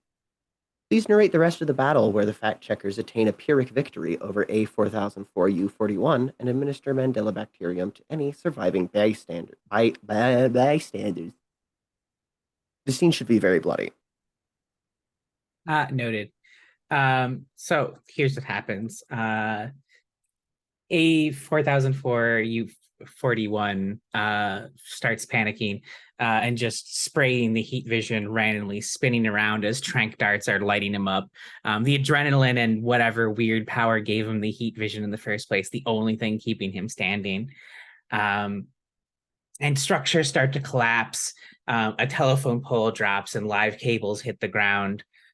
Some poor local vendor's hot dog stand gets hit in the crossfire, and the hot dog water spills all over the ground, electrifying and exploding bystanders and Sun personnel as well. The buildings collapse, smashing bodies, the electrified bodies all getting mashed together. And only a lone member of Sun survives all of the chaos, and seeing their team completely devastated and the damage this anomaly has done, makes the call that containment's not worth it anymore and executes them on the spot. Any remaining hot dog water is used as aerosol additive to the Mandela bacteria, because I read it has to be in water. Love that. to spray any bystanders in the face. There you go. That's the nightmare end to that. Brilliant.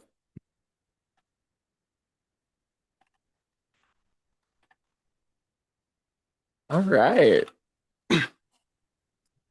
Dr. Cerulean. I feel like I had you roll something, didn't I? No, you did. I did, and I rolled an 8 and got dirt head, and we were gonna do That's something right. with that. Yes, because there Uh, is still dirt in my pipes. yes. So go ahead and narrate the scene of how you fix this dirt pipe. So presumably the experiment is paused currently.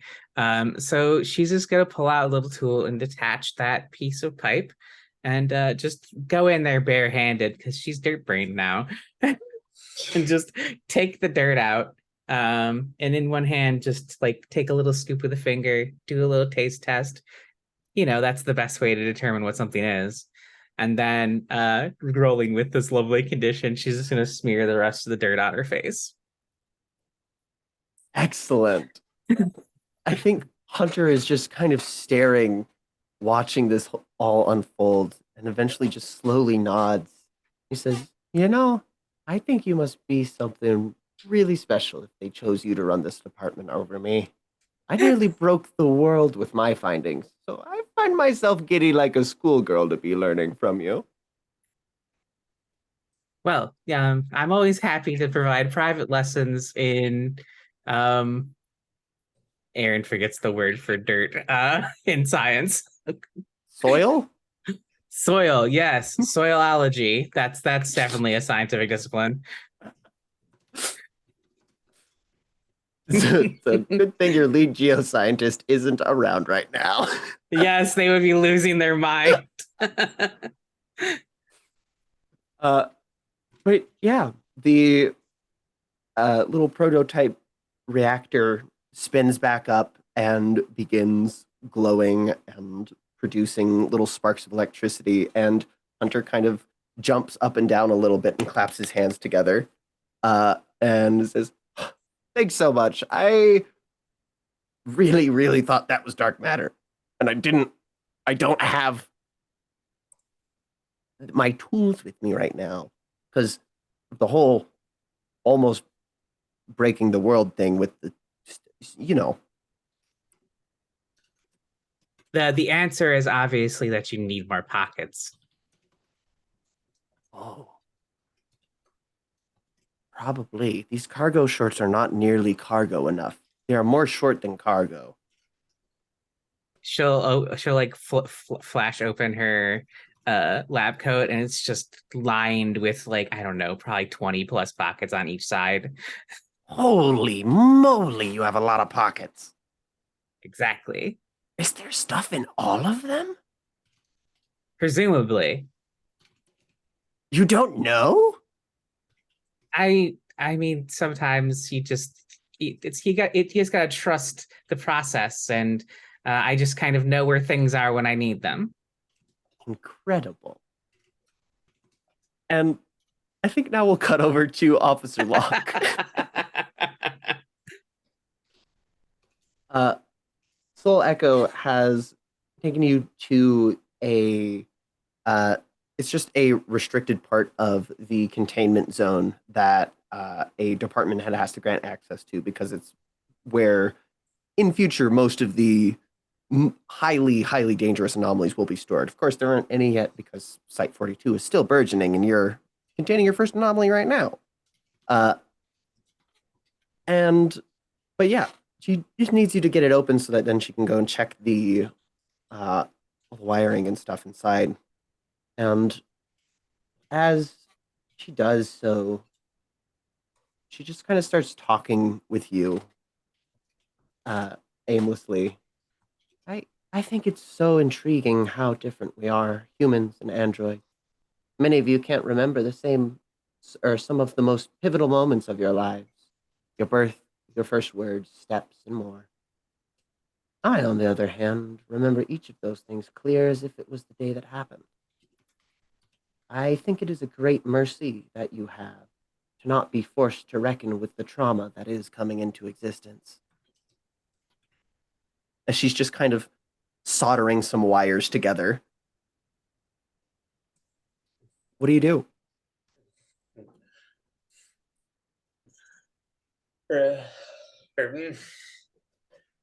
Not not the human mind doesn't always want to and it doesn't always isn't always compatible with such memories. And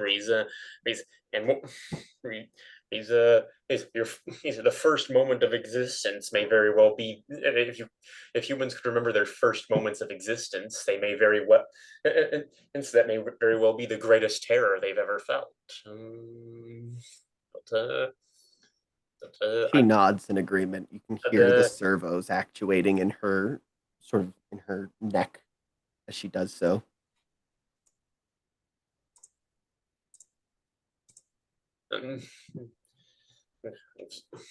There's some memories. Then again, there are memories that, there are terrifying memories that made me who I am today. And I wouldn't. I wouldn't desire. I would not have desired to experience them. I still have no desire to experience such memories.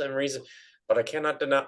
But I cannot deny that I would be living a different life without those experiences. I probably wouldn't have known the truth about my brother, about my mother and my brother. She stands up and turns around and she says, I've completed my task. Thank you very much for accompanying me. I enjoyed our conversation. As well, what did you need this access for? It turns out some of the wiring was loose. I had to resolder it using my built-in solder that is in my fingertip. Useful tool, I imagine. Yes. I'm grateful that I don't have nerve endings. Be extra grateful for that today. The stupid smell won't stop. Yes, my sensors are detecting quite a bit of particulate around your general person. Wait, particulate? I thought it was psychoactive. Oh no, it is very much physical. Okay, time to drop myself off with Imogen.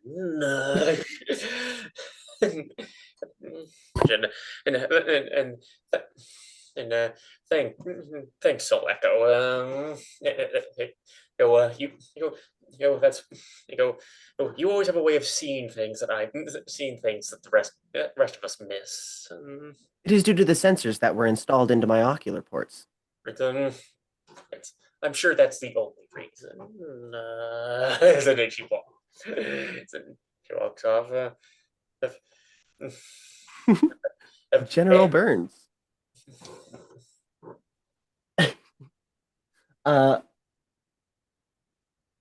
You are still within your field HQ. I believe everyone that is not currently assigned has spoken with you and given you a clue. Yep. Mm-hmm. What are you doing? I am considering doing the thing that was suggested from earlier about throwing the fake grenade at our dear Heartboil. So I'm going to go do that. So I go to Maniacal Jester Crew, try to get him to hand me one of his little jingle jangle grenades. Now these won't explode him, right? You shouldn't. They don't explode me. I just do that. But you can pop up into balloons, effectively. Would this explode other things? Or... Probably not. I don't think they have pins in them.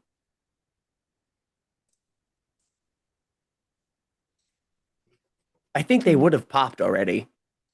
Okay, let's go. And I think, I think we go towards the door. I slowly creak open the door. I take a peek out, seeing where Heartboil is, if he's out there still. I would like the right move with, I think, either anomalous or with, I think, willpower makes the most sense at a Mhm. -1. They're both 0, so yeah, it's just gonna be anomalous. I'm afraid that when I do toss out this grenade, he'll the Hardboil will actually explode. Yeah, it's worse than that. Your field HQ will get a little bit scuffed up in the whole explodey thing, and I don't think it will cause you to lose any of your supplies, but I think that it will mean that you need to get your stuff repaired before you can use it again. Mhm. So it'll effectively just put a pause on you using your field HQ in the next break phase, but not necessarily costing you anything extra as far as the equipment goes. Yeah, go ahead and give me the roll unless you want to not do that. Okay, I'll give you the roll.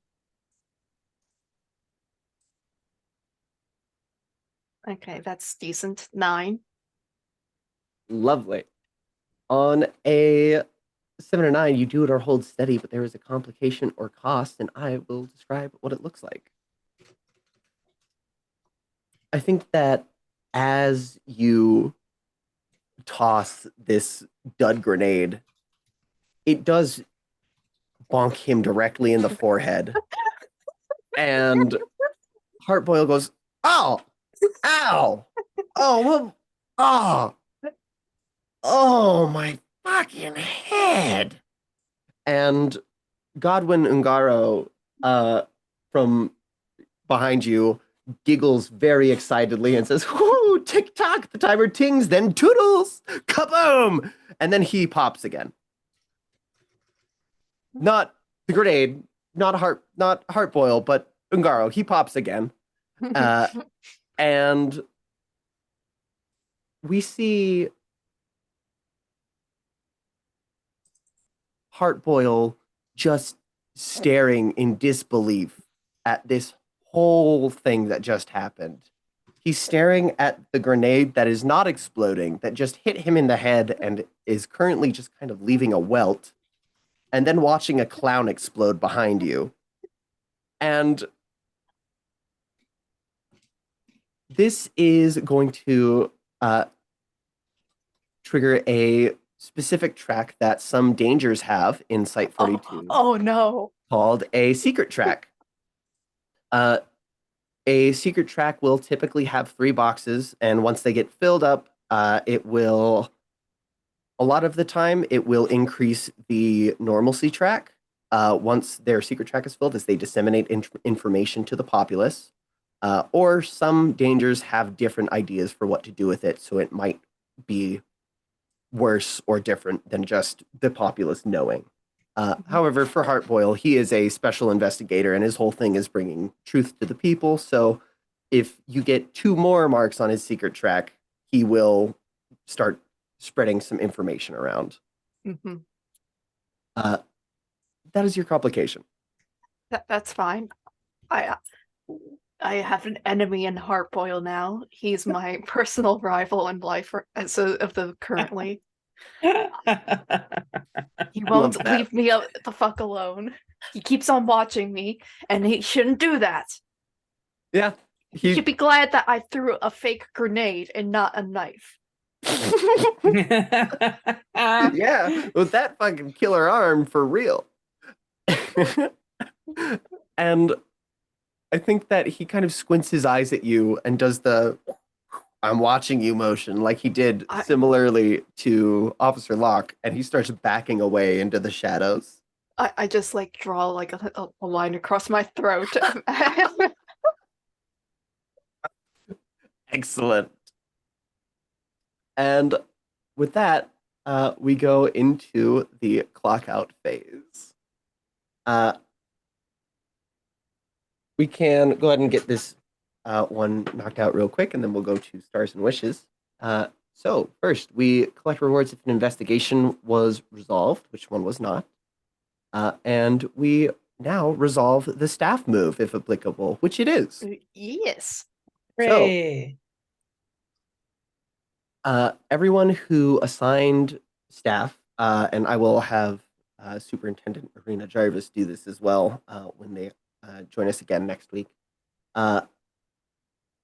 During the clock-out phase, any department head that assigned team members to a task or project roll plus the number of assigned team members. So each of you go ahead and roll plus that number, please. I believe each. I only have one assigned. Mm-hmm. So you get to roll with a plus one. Oh boy. Not good. 7. I finally didn't roll a miss. I rolled a 5. I rolled Ooh. a 7. Lovely. We did okay. So, on a hit, your team has accomplished their task or made decent headway on a project. You get to choose one from the list below. Useful information, you get to describe a clue for an active investigation. It cannot conclude the investigation by itself. A useful item, describe it and add it to your office. Remove it after it's marked. And useful materials, mark a box for an active project, which there aren't any right now. On a 7 to 9, the assignment was draining on your team. Any assigned team members are unavailable for future assignment until the next clock-out phase. So if you just tick from available to unavailable or from assigned to unavailable, they basically are taking a day off now. Mm-hmm. On a miss, your assigned team members die. Oh no! Yeah. They are investigating A-1004, and you will get to mark paperwork to change this if you wish to. You, in the next couple of weeks, hear, or rather get reports after not hearing back from either Ilsong or Salongo. You've looked into the sort of areas that they were investigating, and all you were able to find of them was these piles of shredded meat and bone, as if they were like pushed through a wood chipper. Oh, fun. Yeah, Unless I'm gonna. you want to file paperwork. I do want to file paperwork. All right, excellent. I've been staring at it all game, so I'm gonna mark it now. I'm gonna mark planner passage. Oh boy. Can you read out what that one does for us, please?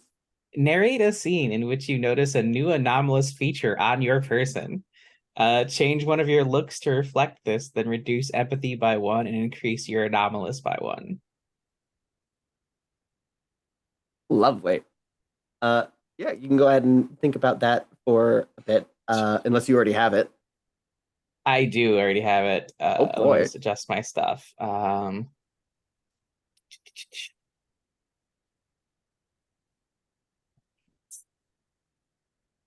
All right, so I think Dr. Cerulean is in the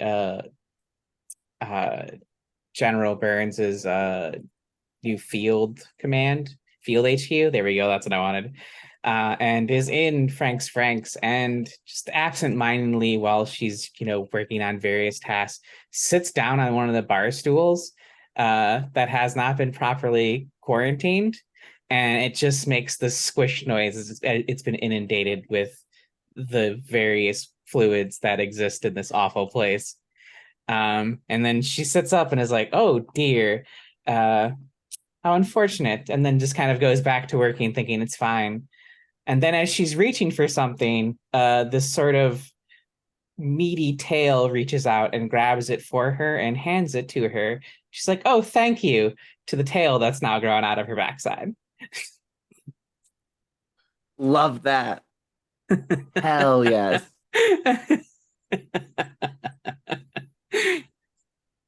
Woo! All right.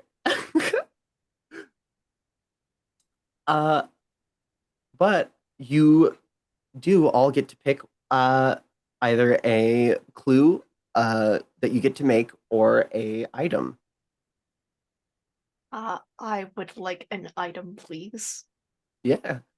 Please describe it and add it to your office. I think because it's kind of thematic with how this last session I have. I just want fake grenades in my personal quarters item now. Excellent. Is it going to be helpful? Probably not, but it feels like this is what got accomplished this session.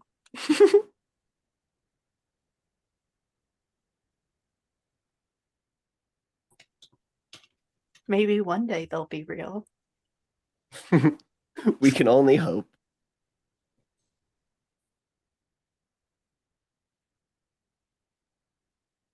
Dr. Cerulean and Officer Locke, are you taking a clue or an item?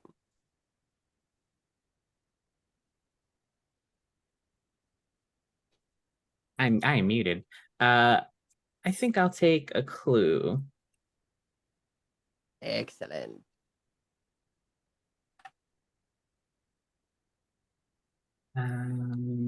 Let's see. So this one you do get to detail yourself. It Cool. cannot answer the question conclusively on its own. Right. So you're welcome to just go ahead and give us that whenever you have it. Okay, sounds good. And Officer Locke, which would you like? I would like a clue, and and that clue is going to be that what who that my reality security specialist Sarah managed to find and a shrine on the island. Linda, that had been demolished, but located it, but located it, and determined there actually was a ritual worship of this deity before.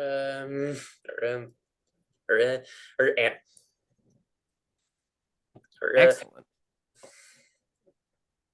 Love that. So yeah, it's been destroyed, but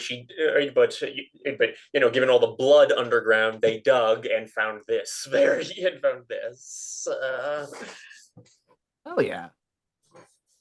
So I think I have mine as well now. I'll be more specific. A shrine, a ritual built out of stuff you would find on the beach. It's like it's full of scrap metal, discarded plastic.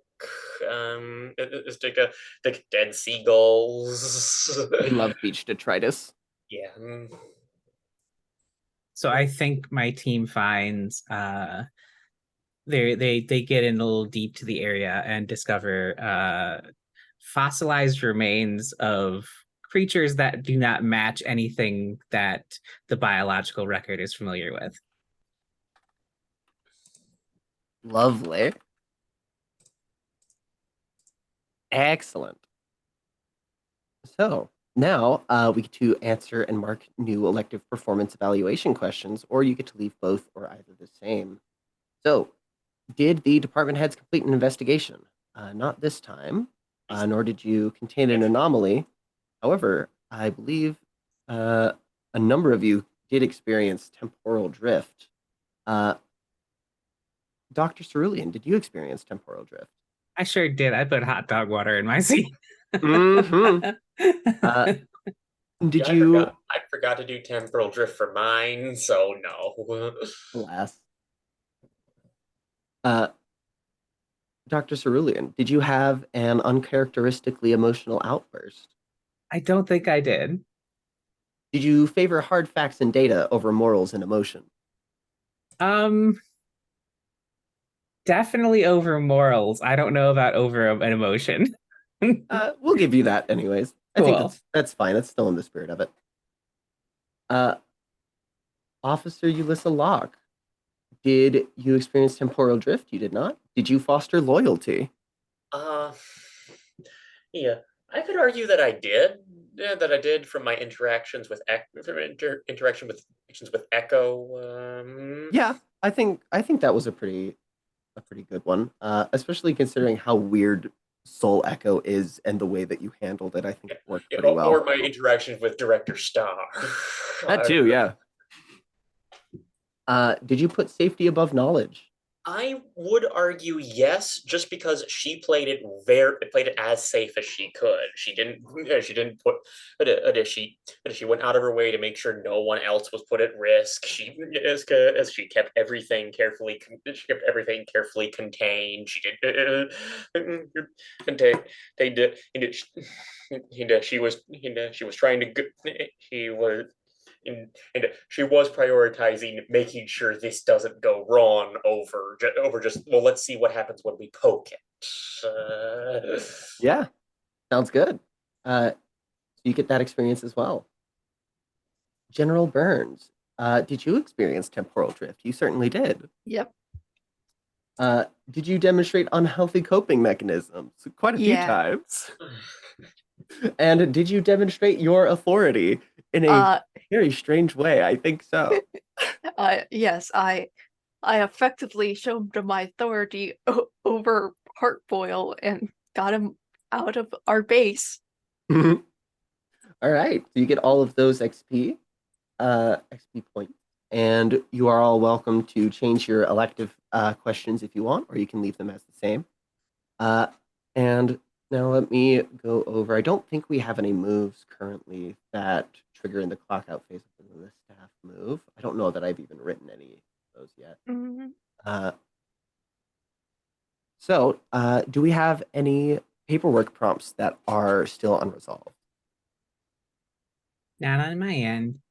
No. I believe so. And in that case, let's go to Stars and Wishes. I go ahead and start. I had a really, really incredible time this week. Thank you all very, very much for joining me again. Stars for Dr. Cerulean's no good, very bad hot dog day.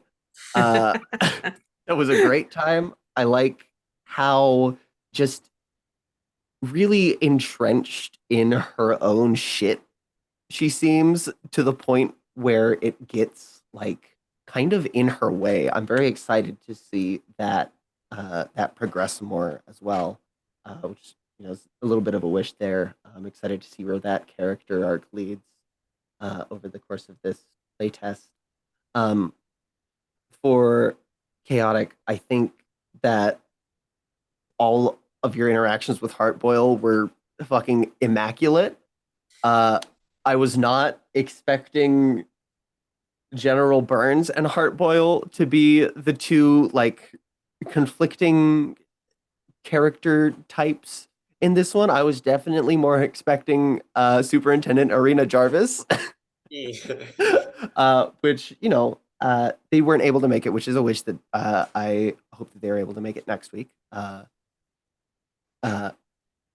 I am also very, very excited to see how the fear condition involving Heartboil evolves and how that will perhaps continue to give you some troubles. And for Officer Locke, I really liked getting so much of her lore in this session. It is sad that we're not going to see her return for the next ones because you have big good news. Congrats on the job, but sad times that you're not going to be able to do it. Yeah, I mean, in consolation prizes, if that doesn't work out, I will be coming back here because this is such a great game. My stars for Steph, on top of everything, all the names, all the interesting stuff, all the crazy things going on. Also, wrangling me when I'm at my most distracted, trying to keeping me focused on my character when I'm not thinking, oh, what would make an interesting story? It's what would someone actually, what are the procedures someone would actually follow to make sure this is as safe as possible, and then seclude themselves from everyone else in the party. party, the party while working on that because they are willing to take more risks. Thank you for dealing with me through all that when I'm just because I wish I had gotten to have a blaze of glory with this character, but I wasn't in a headspace to push for that. And so this game is fantastic. This game is fantastic. It's bizarre. Our stars for our poor Gilbert. I'm not convinced he doesn't deserve it, but still poor him. Cerulean definitely didn't deserve that, but I am not but I am not angry that things happen. And what happened. My only criticism is that I, as a player, was a little confused what to do this session compared to the first session. Because my brain ended up just defaulting to probably because I am a science major in real life, so my brain keeps defaulting to, hey, what are some actual studies and tests you would perform on these things in an incredibly safe, controlled environment, and also because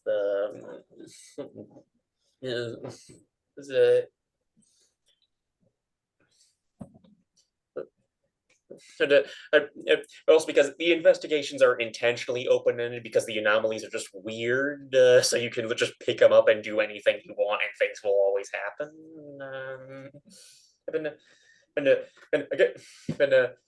But I do have experience with games like Public Access where there's at least a specific name or location you are hunting down, and so you get to walk up to the pinata and whack it until clues come out.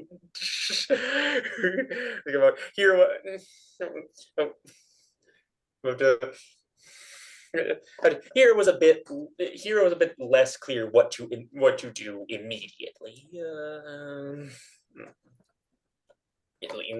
Yeah, so the tone of this session felt a bit more workplace dramedy. It focuses in more about what you're just doing what you are all just doing at the office while working on all that. While working on this.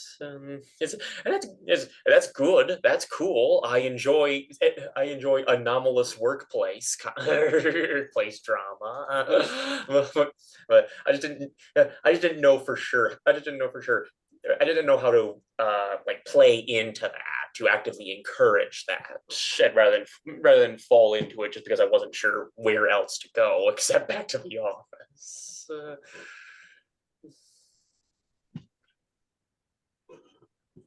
So thank you, Steph. Thank you so much for inviting me. Thank you to all of you for playing with me. I hope I won't be back here soon, but I won't be unhappy if I'm back here soon. Wish me luck at my new job.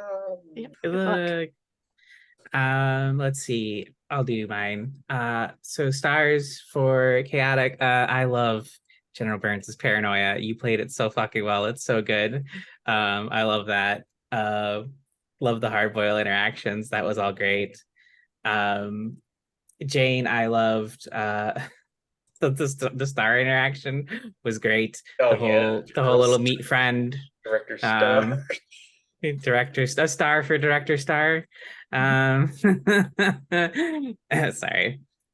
For Steph, God, I love your NPCs. They're so buck wild. They're absolutely batshit, and I'm here for it. I'm also here for Robo Mommy. I'm gonna make that my wish. I hope, even though we're losing Ulysses Locke, I hope Robo Mommy stays around.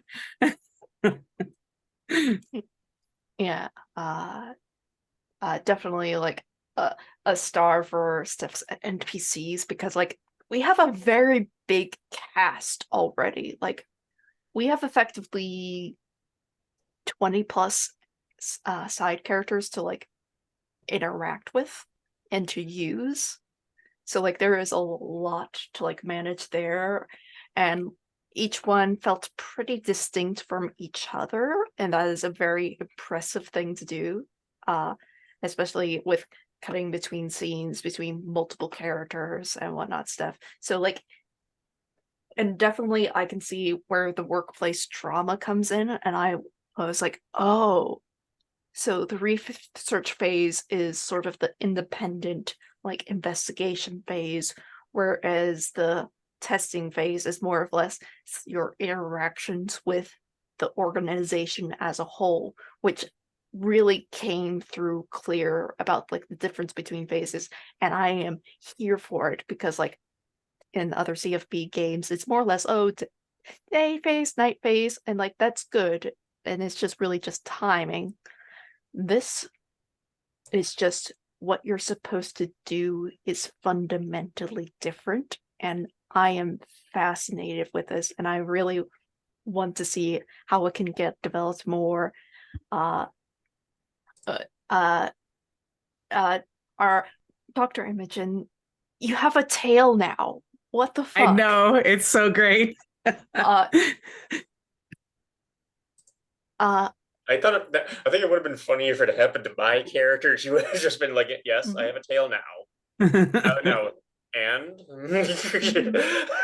but I know Cerulean will actually enjoy having one. I wish I would have gotten to see more of Officer Locke. We're just like there is just more to explore to her because like she kept herself very isolated this session, so we didn't really get to see her interact too much with other NPCs or even PCs for that matter. So like I would have liked to see her relationships between people. Like Director Star, like He kind of counts as people, almost. kind of counts as people, like in the same way that the big man counts as people. Yeah. Yeah. And then you have Robo Mommy, which I love. But again, like it's very hard to like see relationships from people who are very intro center, like in terms of like how they work within the world, because like the like very supernatural creatures have a tendency to fall in this as well as like robot characters. So like that can be a little difficult to like handle. So man, I just want more of the game and want more of these characters. That's all I'm really saying. They are very, very good characters. And with that, thank you all very much for playing, and thank you, those who are watching, for watching. What additional wishes? I'm very excited to introduce the next investigation next week, and hopefully have the full cast together, for who will be the full cast at least. I may be contacting some people who are on the wait list to see about filling it out. I might not. It kind of depends on how I'm feeling. I think it could be interesting to have this sort of stress test with 3 players and the potential for 4 investigations at the same time. See how 3 people handle being outnumbered by tasks effectively. I think that could be interesting. So I'm kind of waffling on whether or not I want to reach out to waitlist or not, just to see how that works in practice. But yeah, I'm very, very excited for next week and for the upcoming rest of the playtest. Thank you all so much for being here. Okay, thank you for having us, Steph. Bye. Bye. Bye.